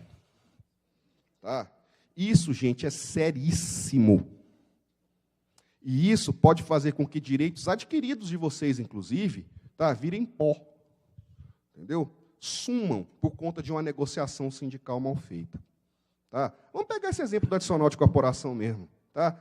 Aí a gente luta, consegue a declaração judicial de que tem o direito a incorporar. Tá? Aí o movimento sindical, estou dando um exemplo bem tosco, tá certo? Aí o movimento sindical, desavisadamente, tá, vai e põe isso na pauta de negociação. Aí resolve fazer no acordo coletivo da Caixa, tá, uma cláusula que diz o seguinte: ah, não, olha, eu vou dar várias vantagens aqui, mas a gente está negociando que, no caso dos bancários da Caixa, é bom, tá certo, que eles não venham a incorporar durante o período de vigência da CT. É lógico que o exemplo é tosco, entendeu? Eu estou extremando, tá, para que a gente perceba o poder que os sindicatos estão tendo a partir de agora. Tá? E eu não acredito que essa questão do negociado sobre o legislado, tá, vai ser negada, vai ser afastada. Eu acredito que esse princípio aí novo veio para ficar. Tá? Porque o próprio Tribunal Superior do Trabalho já vem anunciando isso em alguns julgados. Tá certo? Então, olha o poder que o sindicato tem daqui para frente. Tá? O sindicato pode negociar a retirada de direitos de vocês. E se isso acontecer, senta e chora. Tá? Porque naquele acordo, durante a vigência daquele acordo, aquilo não vai valer, porque foi negociado. Então, gente, é o oposto. Tá? Não caiam em propaganda. É o oposto do que está sendo colocado aí na mídia. O momento, na verdade, é de aproximação dos sindicatos. Deixa eu contar outra coisa para vocês. Sindicato, a maioria deles, pelo menos os de bancários, não precisam de imposto sindical. Muitos já aboliram isso, ó. Vive de contribuição. Tá? Vários que eu conheço. Não precisa mais de imposto. O movimento bancário é o mais forte do país. Tá? Ah, mas o meu sindicato não é atuante. Gente, eu não estou falando aqui de São Paulo, não. Tá? Eu sempre falo isso em toda e qualquer palestra. Tá? Não estou direcionando, pelo amor de Deus, não. Até porque eu estaria falando contra mim, né? Que eu sou advogado sindical também. Ah, mas meu sindicato não é atuante nem no jurídico, nem na luta. Né? Se não é atuante, será que o problema também não é de vocês? Será que não está faltando cobrança? Então, gente, eu não estou fazendo apologia ao sindicato aqui, não. O sindicato, na verdade, é a entidade representativa de todos vocês, inclusive do movimento de gestores. Antes de vocês serem gestores, vocês são empregados. E vocês têm que ter essa consciência, porque se não fiscalizar, os sindicatos podem sim, entendeu? Podar direitos de vocês. Podar direitos, inclusive, passando por cima da lei. Isso é muito sério. Isso é extremamente sério. Entendeu? Então, um dos pontos que eu coloco aqui para vocês, fiquem espertos com essa reforma trabalhista. Ao invés de afastar do sindicato, tem que colar nele. Entendeu? Para que vocês não venham a ter prejuízo. E como é que vocês vão cobrar? Vão cobrar, né, por meio do exercício do direito de voz e voto. Em assembleias não tem outro jeito. Para fazer isso, tem que ser sindicalizado. Tá? Então, a outra dica que eu coloco é essa. Tá? Um terceiro ponto de importância, tá? Que tem também a ver com essa questão do negociado sobre o legislado. Fiquem espertos com relação à questão da hipersuficiência. Vocês sabem o que é isso? Tá? Isso virou lei, tá certo? Vou dar notícia muito boa para vocês, não. Quem ganha mais de R$10.000 bruto, tá? Valores redondos, a partir de agora, pode ser excluído da Justiça do Trabalho. Tá? Vocês podem ser brecados, proibidos de ajuizar a ação judicial. Tá? Isso é muito, mas muito sério. Tá? Vocês têm que tomar muito cuidado com o que assinam daqui para frente. Tá? Por exemplo, pode acontecer de os bancos, e no caso a Caixa em particular, tá? Editar um PFG2, tá? Uma ESU2, tá? Um plano de funções gratificadas, uma estrutura de cargos nova, para se adequar à nova CLT. E naquilo lá, nesse plano novo, que vocês serão convidados a aderir, sob pena de congelamento na carreira, eu acho que vocês já viram isso em 2008, né, e em 2010, tá? Vocês podem, na verdade, estar assinando ali, marcando um xizinho numa cláusula compromissória de juízo arbitral. Tá? Se marcar o xizinho e aceitar aquilo, vocês estão voluntariamente dispensando a fiscalização da Justiça do Trabalho. Qualquer problema no contrato de vocês terá que ser resolvido por uma pessoa como o Rogério, que não é juiz de direito, que é advogado, tá? Que põe uma toguinha, pega uma carteirinha e se diz juiz arbitral, entendeu? E que pode fazer, tá? Julgar de acordo com com os princípios, de maneira técnica, gente, isso é blá, blá, blá. Não é juiz togado julgando. Tá? É óbvio que também a gente vê barbaridade na justiça, não estou dizendo aqui, mas é melhor ter ela do que não ter. Né? Eu me sentiria mais seguro tendo um juiz julgando a minha causa do que ter um advogado que eu não sei qual é o nível de isenção dele. Né? A gente está vendo um monte aí de câmaras de juízo arbitral. Aqui no centro tem um monte. Né? Então, isso é uma coisa que vocês têm que tomar cuidado, mas tomar cuidado mesmo. Tá? Isso é fundamental que vocês observem daqui para frente. Tá? Não aceitem planos, não aceitem adesão a planos de qualquer maneira, sem ter um debate profundo com a entidade, com o sindicato, com o seu advogado de confiança. É fundamental perceber isso, para vocês não jogarem os seus direitos fora. Tá? Vamos chegar na parte final, porque o tempo é curto. Todo mundo está cansado também. Reestruturação. Né? Bem, tem gente aqui, a gente fez um apanhado, né? Muita gente vai perder a função por conta da reestruturação que agora está acontecendo.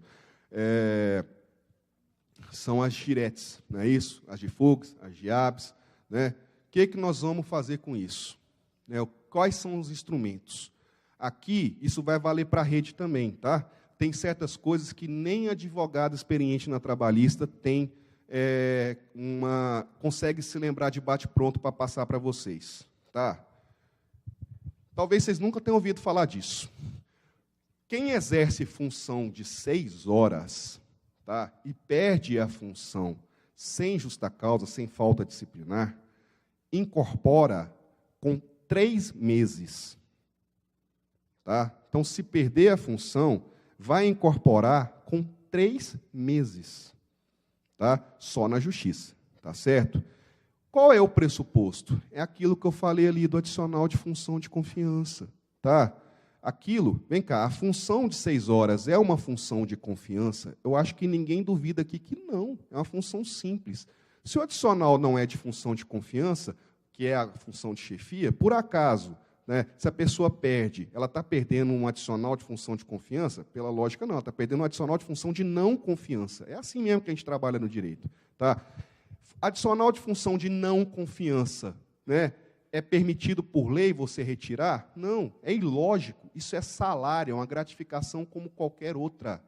Tá? É uma verba salarial como qualquer outra. Então, é fundamental que vocês levem essa mensagem para os colegas de vocês de 6 horas. Quem tem função de 6 horas tem direito a incorporar, tá? Sem precisar dos 10 anos. A justiça fala em 3 meses, a habitualidade se forma com 90 dias. Tá? Então, esse ponto é fundamental nesse processo de reestruturação. Quem tem função de 8 horas, tá? E que vai possivelmente sofrer a foice aí da reestruturação, o que vai acontecer? Tá? Essas pessoas vão precisar do sistema de incorporação. Tá? Aí é tudo aquilo que eu estava dizendo ali para trás. Não é? A gente, na verdade, já falou da reestruturação aqui, quando falou da incorporação.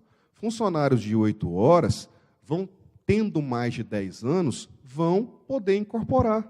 Tá? Alguns, inclusive, já começou o processo, estão sendo descomissionados pela linha 12, não é isso? Os lá do iniciozinho foram descomissionados pela linha 10, não é? Que é a linha agora própria, apropriada aí no interesse da empresa, em caso de extinção de unidade, né, e pelo processo de reestruturação, tá certo? Essas pessoas, tendo mais de 10 anos, vão poder incorporar. Vai precisar da justiça, gente, não tem como, sabe por quê? Porque não vai entrar aquelas parcelas que a Caixa não considera. Tá? A CTVA, aporte, e alguns recebem a APA. Tá? Isso não entra. Se a pessoa não for lá e pedir o recálculo, mesmo incorporado, tá? A pessoa vai tomar o prejuízo salarial. Tá certo? E essa matéria, gente, ela está pacificada em todos os tribunais do país. Tá? CTVA, porte e APA entra no adicional de incorporação. Tá certo? E aí, a questão da reestruturação, a gente praticamente já matou aqui quando falou da questão do adicional de incorporação. Tá? Quem está na foice da reestruturação e tem mais de 9 anos de função, 8 anos e meio, tá? Tem chance de incorporar, tá certo? Quem pega a função lá para trás e soma 10 anos no histórico, tem como incorporar, mas vai precisar de um processo judicial. Responda a vocês, tá? Ou o sindicato vai fazer uma ação coletiva, tá? E aí isso é uma coisa que tem que ser discutida com o sindicato, ou, tá, isso tem que ser trabalhado individualmente. Tá? A AGSF não tem legitimidade, nem a FENAG, para propor uma ação coletiva deste tipo de assunto, para esse tipo de assunto. Tá? Então, isso tem que ser trabalhado individualmente. Tá? Mas eu já estou em contato com pessoas, não só aqui de São Paulo, tá? Já estou com contato, inclusive, bastante próximo, tá? Para discutir, e a gente está se colocando à disposição. Precisando, é só entrar em contato. Tá? São poucos documentos, o extrato é simples, a gente está aqui para defender todo mundo. Quem precisar pode contar com a AGSF, sendo ou não sendo associada. A questão da associação fica para um segundo momento. É óbvio que tem que associar. Né? Tá? Isso é importante nesse momento atual, mas não é absolutamente necessário. Tá? Pois não. Vamos abrir para as perguntas agora? Dúvidas com relação ao PDVE, gente? Tá? Acredito eu que hoje elas são poucas. Não é? Primeiro, o enfrentamento aqui, o argumento, o assunto, passa longe de FUNCEF. Tá? Quem quiser falar sobre FUNCEF, tem as reuniões da Associação de Aposentados, tá certo? A questão não passa por FUNCEF nessa pauta. Tá? A gente pode ajudar, pode auxiliar, tirar as dúvidas, mas individualmente. Tá?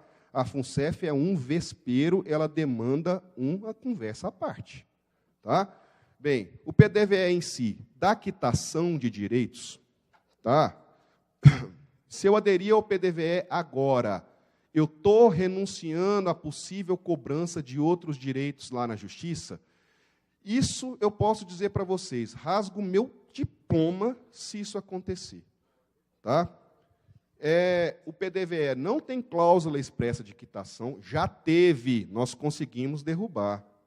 Tá? Não voltou à cláusula de quitação, tá? E a questão de que está lá na CLT, de que agora os planos de demissão implicam em quitação geral de direitos, tá? Primeiro que isso é mais inválido que uma folha de papel, tá? E, segundo lugar, isso só tem validade a partir de 13 de novembro de 2017. Quem aderir ao PDVE agora, e o período está fechando, né? Agora é 14 de agosto, tá? É antes do advento da reforma trabalhista. Então, isso vai configurar um ato jurídico perfeito, tá? E aí vocês estão todos isentos daquela possível lá restrição da CLT com relação à queixa de direitos, né? Se vai valer a pena o PDVE ou não, isso é uma questão pessoal de cada um, né? A dúvida que a gente percebe, eu estava num evento em Chapecó, Santa Catarina, coisa de 15 dias atrás, e era um evento bem menor também, tá? Devia ter lá uns 40 gerentes, a maioria gerentes gerais, tá? Muitos deles com a seguinte situação: já estou aposentado pelo INSS, estou em função ativa de gerente geral, tá? Eu tenho condição de aderir ao PDVE, só que isso vai ser terrível para mim, porque eu não tenho idade suficiente, meu benefício vai cair bastante, né? Rogério, o que fazer? Aí eu respondo para ele: não sei, né? Porque isso é uma decisão pessoal de cada um. Você tem que sentar e colocar no papel, não é? Se vai valer a pena o PDVE para a pessoa, né? Então, você vai pegar a indenização. Outra pergunta que vem de PDVE. Essa eu acho importante, né? Rogério, eu estou aderindo ao PDVE, mas eu não vou receber lá o 40%, as verbas rescisórias normais, a multa rescisória. Isso é correto? É. PDVE é plano de demissão voluntária, né? A modalidade é demissão a pedido, né? Então, tem os mesmos efeitos de um pedido de desligamento. Para isso que você recebe um incentivo. E, gente, isso já foi declarado legal, constitucional, há muitos e muitos anos. Tomem cuidado com os panfletinhos que vocês recebem, cartinha que chega no correio, tá? Dizendo que tem a ação dos 40% do FGTS, tem certos pseudo-escritórios que chegam a cobrar honorários iniciais disso aí por cartão de crédito. Tá? Tomem cuidado que isso é engodo, e hoje em dia toma multa por litigância de má-fé. É absolutamente legal a adesão ao PDVE, não tem a multa não. Tá? E a conveniência de se aderir a esse PDVE passa por cada um, tem que botar no lápis, né? As pessoas que estão em risco de serem demitidas sem justa causa, né, por conta da compulsória, que está sim em vias de ocorrer, vocês me deixam numa situação muito difícil para aconselhamento, porque simplesmente a gente não tem certeza se isso vai passar. É uma aposta que a pessoa vai fazer, né?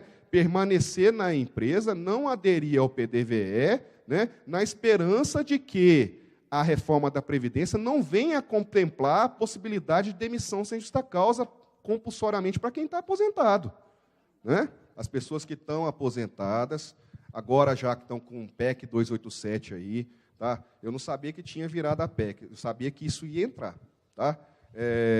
Pessoas que estão aposentadas, tá?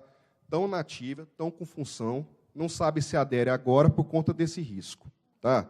Bem, eu acho que, na verdade, essa colocação sua só reforça o que eu venho dizer aqui. Se a pessoa reúne condições para aderir ao PDVE, adere, né? Se sem PEC 287 lá, que isso realmente então estava desatualizado, né? Se isso o risco já era iminente, então, se com a PEC eventualmente aprovada, né, é óbvio que isso pode trazer problema para vocês. Mas, da mesma maneira, eu estou colocando, isso não vai durar.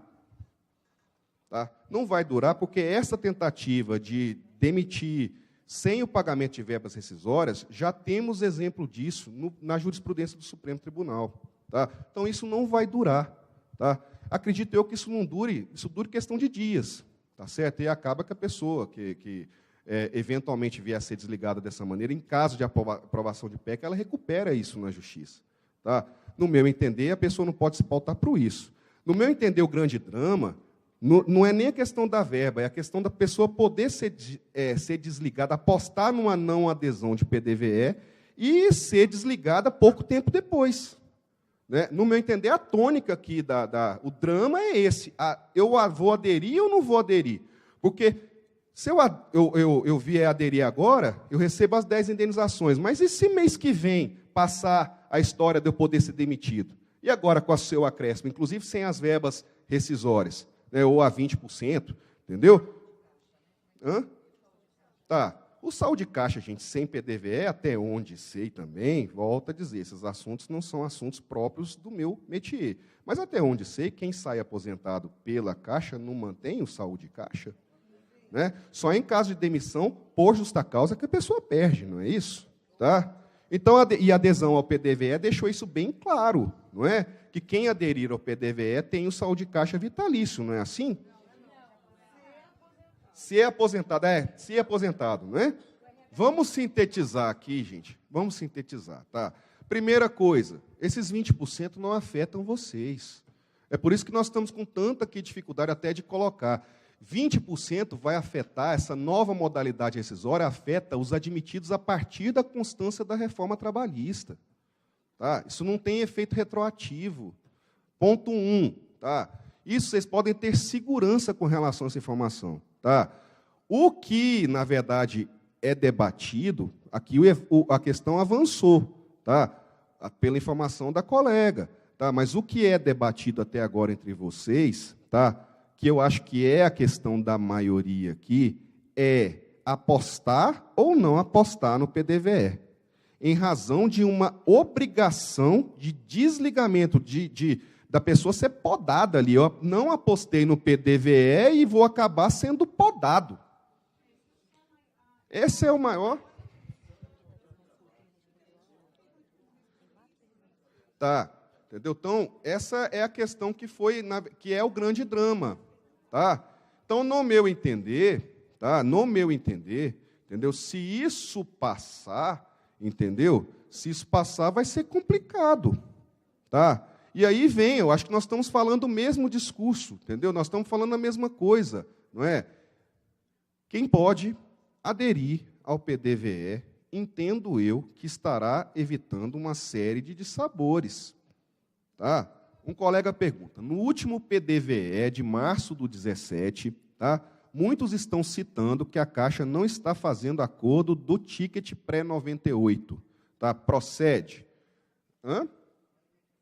Isso. Ticket e cesta. Tá? Bem, gente, ticket e cesta é o seguinte. Tá?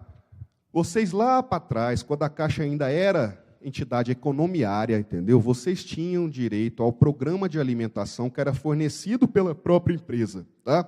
Vem um convênio de 73, voltamos a falar de trabalhista, vem um convênio de 73, entendeu? Estendeu isso, inclusive, aos inativos, via SACE, antiga, né? Então, via SACE, tá certo? Isso, naquela coisinha lá o contrato da cláusula contratual incorporar igual chiclete, entendeu? Isso incorporou no contrato de todos vocês, só que aí veio uma mudança, entendeu? Em 1991, veio um programa novo chamado PAT, Programa de Alimentação ao Trabalhador, tá? E retirou a natureza salarial dessas verbas de alimentação. Tá? A Caixa aderiu, e aí vem a grande celeuma de vocês, a Caixa aderiu a esse programa em maio de 91. Tá? E, a partir de então, o PAT passou a ser uma verba subsidiada. Tá? Bem, nós temos, então, um antes e um depois. Depois de muito debate na Justiça, já tem datas fixadas para essas duas verbas. Tá? Quem foi admitido até 31 de dezembro de 86 tem direito ao ticket como que de natureza salarial. Pode pedir a famosa ação dos reflexos dos tickets, na ativa. Tá? Bem, quem foi admitido na Caixa, tá? Aí vem, pela Justiça, até maio de 91, tem direito a receber a cesta, tá? Também como inativo. Então, são duas coisas distintas. É a ação do ticket e da cesta. Tá? E os prazos são esses. Dezembro de 86, tá? Maio de 91. São distintos. Tá? São duas coisas. A cesta, aquele lá de R$800 hoje, né, que vocês recebem, aquilo estende aos inativos se vocês foram admitidos até 91. Tá? O ticket como natureza salarial, tá, vai até... só para quem foi admitido até dezembro de 86, 31 de dezembro. Tá? Então, são duas coisas. A Caixa já perdeu essas ações na justiça, só que está voltando jurisprudência favorável a ela. Tá? Vou citar, já virou até uma leizinha de tribunal, OJ Transitória 51 da SBDI 1. Tá? Essa OJ anda dando ganho de causa se interpretada de uma dada maneira pela justiça. Tá? E aí vem, não é seguro mais ajuizar e ganhar a tal da ação do ticket sexta. Tá? Aonde você tem ação de sindicato ganha, vocês vão ganhar isso. Aí vocês têm até uma opção de ficar na ação coletiva, executar, receber o mensal e vitalício, tá? Até o fim da vida de vocês. Tá? Aonde não tem, individualmente é extremamente insegura essa ação. Essa ação não é ação ganha, não. Tá? Então, a gente recomenda, até mesmo dentro dos sindicatos, tá? Que a questão do acordo é mais viável. E aí vem a pergunta da pessoa, quem tem ação na justiça anda impedido de fazer sim? Anda sim. Tá? Neste acordo do ticket da sexta, a Caixa, ela passa algumas vezes, a gente já vê algumas exceções, tá? Mas, em regra, quem tem ação na justiça, a Caixa não aceita o acordo, não aceita fazer o acordo, ela rejeita a proposta, que vocês sabem que são vocês que propõem em CCV de sindicato. Né? Neste caso, o que fazer? Tem como fazer. Tá? Porque este acordo ele tem índole coletiva, então a Caixa não pode ficar se dando ao direito de ficar rejeitando, recusando proposta de acordo, especialmente por conta de ação judicial ajuizada. Tá? A pergunta colocada, portanto, no último PDVE, muitos estão citando que a Caixa não está fazendo acordo do ticket. Procede? Sim, quem tem ação na justiça. A Caixa anda negando. Hã? Ticket sexta, tá? O acordo ele é para ticket sexta, tá? A parcela do ticket é pequenininha. Para fins de acordo, a Caixa aceita até quem entrou em 86 mesmo. Para fins da sexta, a Caixa aceita quem entrou até em 94. Tá? Para fins de acordo é diferente. Tá? Ação judicial, ela breca. Tá? Mas isso é ilegal, entendeu? Isso é ilegal. Esse acordo não é um acordo individual, vontades livres, conscientes, entendeu? Eu posso aceitar ou não. Isso vem, na verdade, de um acordo negociado com as entidades sindicais. Tá? Então, ela não pode ficar se recusando a celebrar acordo, especialmente por conta de ação judicial. O exercício de ação judicial é um direito constitucionalmente assegurado. Tá? Não pode. Bem, eu tenho que seguir o cronograma aqui. Tá? A segunda questão.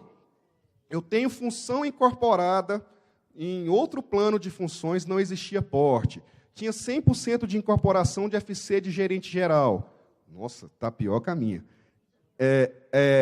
Tinha 100% de incorporação de função gratificada de gerente geral antiga, que é maior que a atual somando porte. Posso usar a ação visando equiparar a função incorporada somando porte? Opa, essa ação é nova. Ela não é 100% ainda pacificada na justiça, mas ela existe. É a ação de equivalência entre o PCC 98 e o PFG 2010.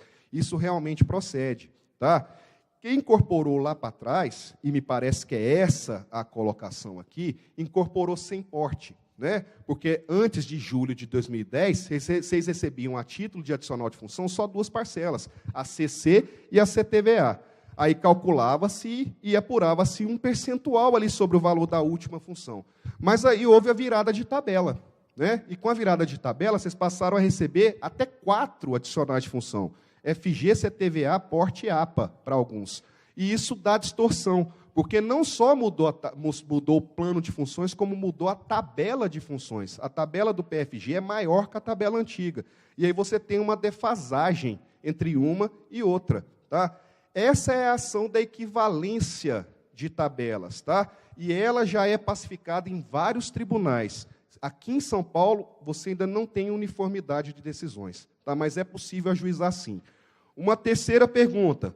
Os membros, os cipeiros do edifício, gostariam de saber se a mudança de lei pode... Gente, aí eu estou falando aqui para fora, perguntar aqui para o prédio. Essa pergunta não é nossa. Tá?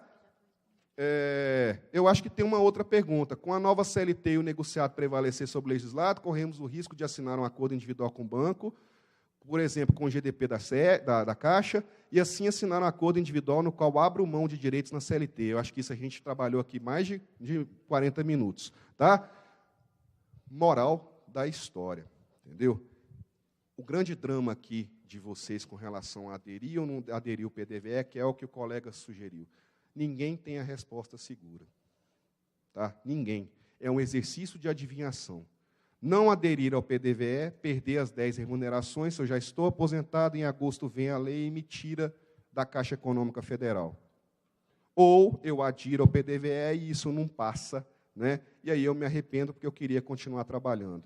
Nenhum advogado do planeta tem condições de dar um caminho seguro para vocês. Isso vai ser uma decisão pessoal.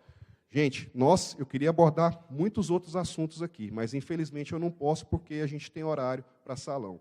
Temos mais alguma outra questão? Incorporado prestes a aposentar, qual que é o risco de ser demitido? Tá? Bem, se passar a reforma que autoriza a demissão compulsória, né, no momento em que você se aposentar, você passa a ser elegível a essa possibilidade.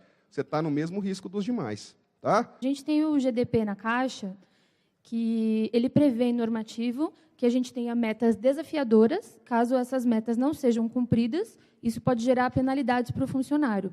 Com a nova legislação trabalhista, eu queria saber se é possível que a Caixa venha a pedir que a gente assine acordo individual com ela e se isso pode ferir a própria legislação ou o acordo coletivo de trabalho. Por exemplo, eu não posso perder a minha função sem um justo motivo, mas eu posso assinar um acordo, que a Caixa pode me pedir para assinar um acordo dizendo que, se eu não cumprir X meta, isso vai acontecer e vai ser legal, sabe? Aí sou eu que peço desculpas, então, que eu não me fiz entendido no início da nossa conversa. Com esse negociado sobre o legislado, isso é perfeitamente factível. Eu não abordei a questão dos acordos individuais. Na verdade, abordei mais ou menos, porque o que é um acordo individual na Caixa? Ele vem travestido, né, de aceitação de novos regulamentos, de novas estruturas de função e de cargos salariais. Então, assim, só para esclarecer, eu posso, por exemplo, a Caixa pode, por exemplo, ir lá colocar no CISRH um acordo, e isso valer acima do meu próprio acordo coletivo junto ao sindicato. Quer dizer, a Caixa vai deixar de negociar com o sindicato e preferir começar a nos pressionar a negociar diretamente com a gente metas e, de repente, punições que não estão previstas no... Esse é o grande risco do porvir. Porque entendeu? A gente está com um boato de que... Eu não sei, acho que tem gente aqui que eu não sou gestora, tá? Eu sou avaliadora de penhor. Deve estar sabendo mais do que eu, mas tem um boato de que a Caixa, em breve, vai pedir para todos os empregados assinarem alguma coisa relacionada ao GDP e que, se não cumprir X meta... Porém, o problema é que o normativo é muito nebuloso. A meta pode ser qualquer coisa, né? E aí você dá motivo para acontecer qualquer coisa com o empregado. Eu não ia abordar a questão do RH 184 aqui, tá? Por absoluta falta de tempo. Mas essa questão do RH 184, nem que a gente estoure o horário do salão aqui, tá? Ela é uma questão extremamente complicada, danosa para o empregado da Caixa. Tá? Não sei se vocês sabem, a Caixa ela editou, em 1º de julho de 2016, a versão 33 do RH 184, onde ela cria uma modalidade inédita de perda de função. O descomissionamento por justa causa, sem justa causa. Né? Porque, e dá-se um nome bonitinho para isso, tá? Que é o descomissionamento por comprometimento da fidúcia necessária ao exercício da função gratificada quando eu era criança pequena, lá em Barbacena, e usava fralda. Não era assim que ela está lá? Está lá no RH 184, a partir da versão 33. Essa versão já foi apurada em sua maldade, tá? E hoje ela já está na versão, se eu não estou enganado, na versão 37. Tá? 36, desculpa. Entendeu? Aí ela já depurou o sistema para fazer, na verdade, um primeiro formulário onde ela avisa o empregado de que ele perderá a sua função. Tá? Aquele empregado fica de quarentena, tá? E depois de 60 dias ele é avaliado. A questão do GDP já até foi ultrapassada. Tá? Agora é um sistema assim, ó, de aviso, tá? E confirmação. E isso vai em cima da questão das avaliações. Entendeu? Eu pergunto a vocês uma coisa. Entendeu? Se eu tenho um restaurante, tá? E eu tenho uma cozinheira nesse restaurante. E essa cozinheira está comigo há 20 e tantos anos. Tá? E ela nunca faltou ao serviço. Ela nunca fez qualquer tipo de coisa errada, cometeu uma falta. Entendeu? E eu não quero mais saber dela no meu restaurante. Eu posso chegar para ela e demiti-la. Acho que ninguém duvida disso. Eu não sou obrigado a ficar com ninguém. Mas eu posso chegar para ela e falar assim: Dona Maria, você está comigo há 25 anos. Tá? Seu tempero serviu para mim aqui no meu restaurante durante toda a vida. Entendeu? Mas agora, o que acontece? Seu tempero está horrível. Em outras palavras, a senhora não é boa funcionária mais. Seu serviço é ruim. Entendeu? Por conta do seu serviço ser ruim, eu estou te demitindo. Mas eu estou te demitindo por justa causa. Entendeu? Eu acho que a gente não precisa ser nem muito versado em direito para entender que essa hipótese é absurda. Demissão por justa causa só no caso de cometimento de falta disciplinar. Entendeu? E a justa causa da demissão, lá do 482 da CLT, é igualzinha à hipótese de descomissionamento por justa causa, que ganha o nome também de justo motivo. Tá? Descomissionamento por justo motivo só e somente no caso de falta disciplinar cometida. E vocês sabem muito melhor do que eu que, no âmbito da Caixa, falta disciplinar só existe no mundo jurídico com observância de um negocinho chamado RH 053, que é o regulamento disciplinar da empresa. Né? O RH 53 está lá escrito nele lá, ó, falta disciplinar deve ser necessariamente apurada em processo disciplinar, aonde se assegure a notificação, a defesa escrita, possibilidade de prova e os seus recursos. Né? O que disciplina o processo na Caixa? O AE 079. Então, falta disciplinar só e somente com processo. Descomissionamento por falta, portanto, só e somente com processo. E o que é esse descomissionamento por comprometimento da fidúcia? É uma forma de você descomissionar passando por cima dessa necessidade de processo. Tá? Aqueles 7, 9 itens lá, que está no formulário, qual é o formulário? É o MO 2182. Quem não sabe, entra no sistema que vocês vão ver lá. Tá? Então, aqueles 9 itens de formulário, entendeu? Os 7 primeiros nem são utilizados, que são os indicativos de falta. Atraso ao serviço, uso errado de material, violação de sigilo. Entendeu? Aquilo nem é utilizado. O utilizado mesmo são os 2 últimos. Tá? Execução inadequada das atribuições, entendeu? E desempenho insuficiente. Isso, gente, não é falta disciplinar. Isso é uma análise subjetiva, qualitativa do serviço. Tá?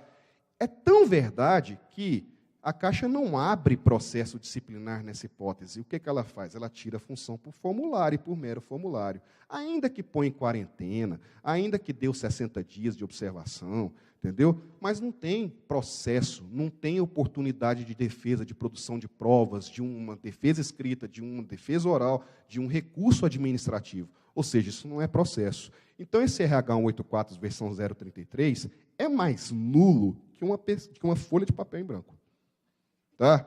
Já está na versão 37, não é isso? 38. Então, isso é totalmente nulo. O funcionário só pode ser descomissionado por justa causa com processo. Tá? O objetivo notório do SRH 184 é evitar o pagamento do adicional de corporação. Tá? Veja bem, a Caixa pode descomissionar. Ninguém está questionando que ela pode pôr e pode tirar a função quando ela quiser. Tá? O que ela não pode é tirar a função sem incorporar se a pessoa tem 10 anos, alegando que ela cometeu justa causa, ou seja, que ela cometeu uma falta disciplinar. Isso não pode. Então, isso que você está falando, desculpa, tá? Qual é o seu nome? Sinara, isso que você está abordando é muito importante. Tá? Isso está sendo questionado em ações coletivas de sindicato e numa das únicas ações coletivas que a FENAG ajuizou. Tá? Isso está para ser julgado em Brasília desde o dia 22 de junho desse ano. Estamos aguardando o recurso. A questão é que essa ação ficou obsoleta em razão de tudo mais que aconteceu na Caixa, basta dizer essas tantas versões da RH 184 depois da versão 33. Tá? Então, não pode esse tipo de perda de função por ciclo avaliatório, por quarentena, entendeu? Isso não pode, mas a gente sabe que está acontecendo. Inclusive, a gente aqui, a GCF, incorporou, reintegrou um gerente que perdeu a função pela motivada recentemente. Foi uma das primeiras sentenças do Brasil que anularam o RH 184, versão 33. Tá? E a pessoa hoje está trabalhando como, não foi nem incorporada, está trabalhando como gerente na sua função anterior. Tá? Pois não. O peso da assinatura desse acordo? O que a gente recomenda? Tá? Assine, não deixe de assinar. Porque vocês, na verdade, não cometeram nenhuma falta funcional, mas pode isso vir a ser caracterizado como indisciplina, porque você não está assinando. Então, assim, é uma temeridade não assinar. Vocês estão perdendo a função, mas vocês continuam sendo empregados da empresa. Vocês devem obediência ao seu superior hierárquico. Então, essa é a primeira coisa. Agora, ao contrário do que vem sendo defendido, tá, a gente coloca, não justifique neste formulário nada. Não vai inventar de escrever, de dizer que você é o melhor do mundo, que na sua SR, entendeu, você tem 87 unidades e você é o terceiro no ranking, que você tem um realize de 475 mil itens e só naquele ali você está ruim, entendeu? Em todos os outros você é o primeiro. Isso não adianta, tá? Não adianta justificar. A justificativa que a gente recomenda é só uma. Não concordo com este descomissionamento, com essa perda de função, porque ela é ilegal. Quanto mais se justificar, pior fica. Tá? Eu, na verdade, me refiro ao acordo de trabalho, não ao formulário da dispensa da função. Está falando numa situação hipotética, futura e tudo mais. Esse acordo que ela citou, que tem o programa, tem cronograma que vai ser proposto para todo funcionário que tem comissão, de um plano de trabalho e que ele tem que desempenhar aquilo num determinado período, senão ele corre o risco de perder a função. Não, e essa questão aí não é negociado sobre legislado, tá? Essa questão, na verdade, é um termo, ou um acordo, um termo de ciência. Isso. Para fins de descomissionamento, a anuência, que vocês não têm muito o que fazer com relação a isso, para fins dessa modalidade de descomissionamento sem direito a incorporar, assinar ou não assinar, tanto faz. Tá? Não, mas é o que ela está inventando aqui, hipoteticamente vira a pessoa, na verdade, ser obrigada a assinar o termo. Não é? Se eu entendi a pergunta de assinar, é essa. Daqui para frente, pode acontecer de a Caixa exigir a assinatura de uma ciência, de um acordo individual, para que a pessoa se responsabilize por esses ciclos avaliatórios? Não é essa a pergunta? Tá? Que eu acho que é o que o colega aqui está complementando, não é isso? Tá? Se isso vier a acontecer, entendeu? No meu entender, não vai afetar. A ilegalidade é na forma de descomissionamento em si. Entendeu? Você não pode ser descomissionado por meta, sem incorporação. Você pode ser, melhor o que eu digo, você pode ser descomissionado, mas não por justa causa. Tá? A mensagem que é passada a vocês é a seguinte, para a gente fechar a nossa conversa. Tá? Descomissionamento por justa causa, motivado só com processo disciplinar. Ponto. Tá?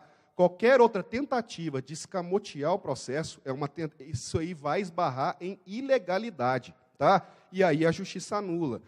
Se tem um final feliz disso tudo, demorou, tá? Mas as sentenças estão começando a sair no país e todas elas estão anulando, à exceção de uma que nós temos conhecimento. Tá? Eu acho que encerramos aqui. Temos mais questões? Pois não? Uma dúvida assim, particular, né, na minha situação. É que eu tenho interesse em aderir, porém, eu não sou aposentada. Eu vou adquirir o direito no final do ano. E em decorrência da mudança da lei trabalhista, provavelmente deve ocorrer até outubro, eu não vou conseguir me aposentar. Nesse caso, eu perderia todos os benefícios do PDVE, né? Aí a minha dúvida é assim... Não, mas está elegível, não é? Está lá, não pode aderir, porque não é até 31 de dezembro. Está elegível, mas aí eu perco se eu não comprovar a aposentadoria. Aí o risco é de reformar e não conseguir aderir à reforma, isso, né? Isso é uma situação... Então, só que aí a minha dúvida é se eu posso antecipar essa aposentadoria com a licença-prêmio acumulada, que antigamente era possível. E até o servidor público, eu acho que talvez ainda eles têm direito de fazer antecipação em dobro, utilizando o saldo que não foi convertido, que não foi utilizado, utilizar em dobro para antecipação da aposentadoria. Eu vou até colocar melhor a sua situação, entendeu? olha que interessante, o PDVE condiciona, tá, a adesão, né, a você ser elegível, e hoje você é, não é? Hoje. Né? Então, na hora que você tem o aperfeiçoamento do ato jurídico, ou seja, na hora que você assina o PDVE, você preenche todos os requisitos de elegibilidade. Tá? Bem, se acontece um evento futuro que te impede, por mudança de lei, por exemplo, tá? Isso não atinge o ato jurídico perfeito. Isso está na Constituição. Tá? A lei nova não pode retroagir seus efeitos para atingir o ato jurídico perfeito, a coisa julgada e os direitos adquiridos. Entendeu? Essa cláusula ela tem objeto impossível. A dúvida se vai aderir ou não é muito individual, como você bem explicou. Para quem já está aposentado, e apostar em ficar, e lá na frente a lei passar e você for demitido, fica garantido as verbas rescisórias com os 40% trabalhistas. Essa interpretação está correta. No meu entender, sim. Tá?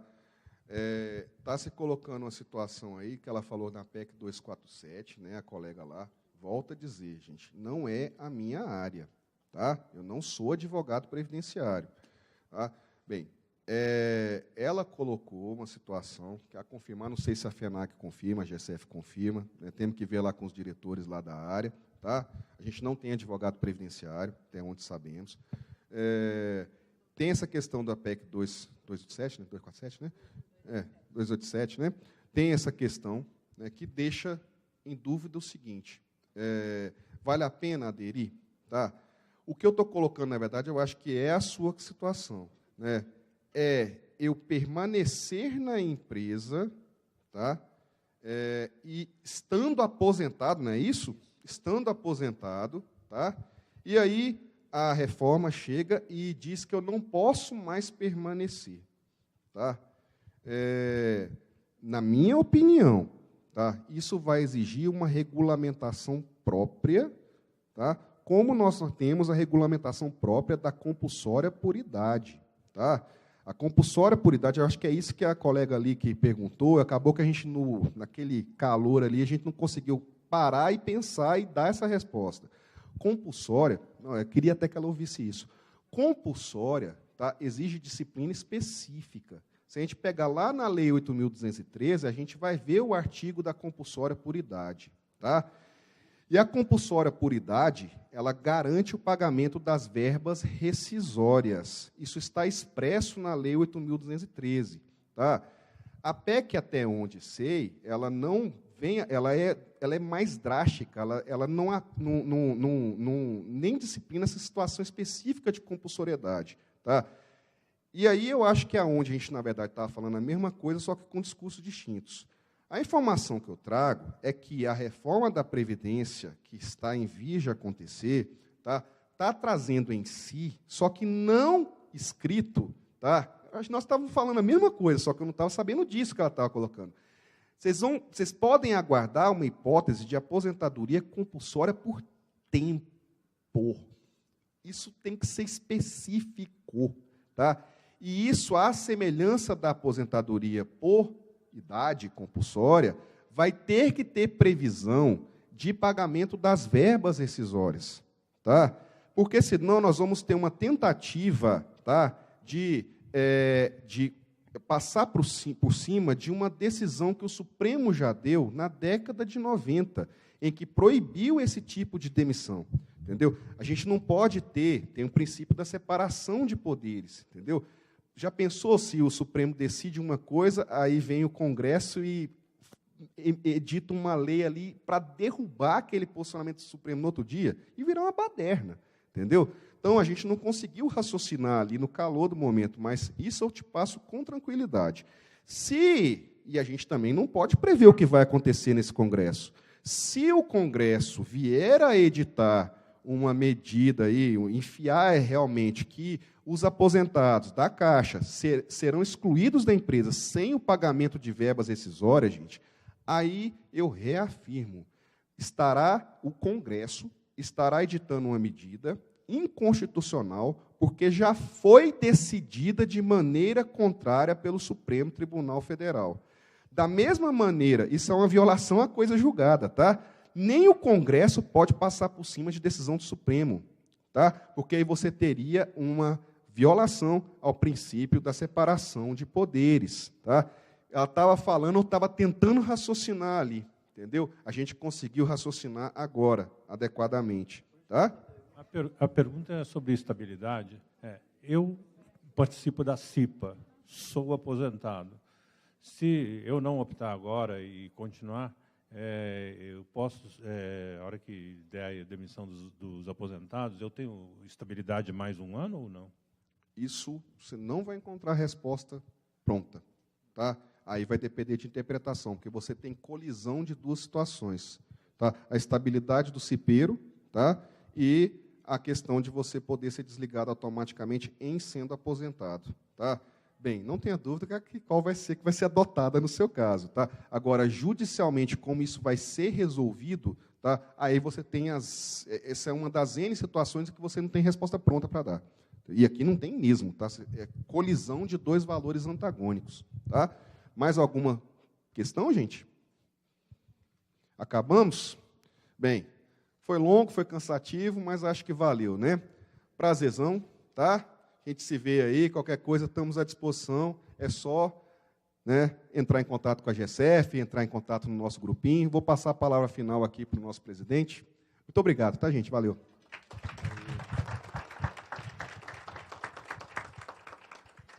Então, agradecer ao Rogério por essa dedicação, essa quantidade enorme de informações, né? Essa elucidação que começou, eu acho, aqui. Não dá para a gente esclarecer todos os pontos em 2, 3 horas, né? O assunto ele é bastante amplo. Cada um de nós temos as nossas questões particulares. Agradecer também a Fabiola, a Andressa, que ajudou a promover todo esse encontro, toda a infraestrutura aqui do evento, Fernando, todos os demais. E agradecer a cada um de vocês e reforçar. A GSF está à disposição. O que não deu para perguntar aqui, mandem e-mail para a gente vai formar o grupo do WhatsApp, tem tempo, então assim, vamos atender todo mundo. Esse é o nosso compromisso. O que a gente não conseguir responder, a gente vai encaminhar para o Rogério.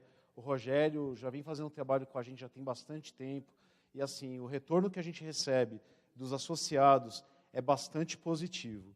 Então, mais uma vez, muito obrigado, pessoal. Espero que dê tudo certo na vida de cada um. Obrigado.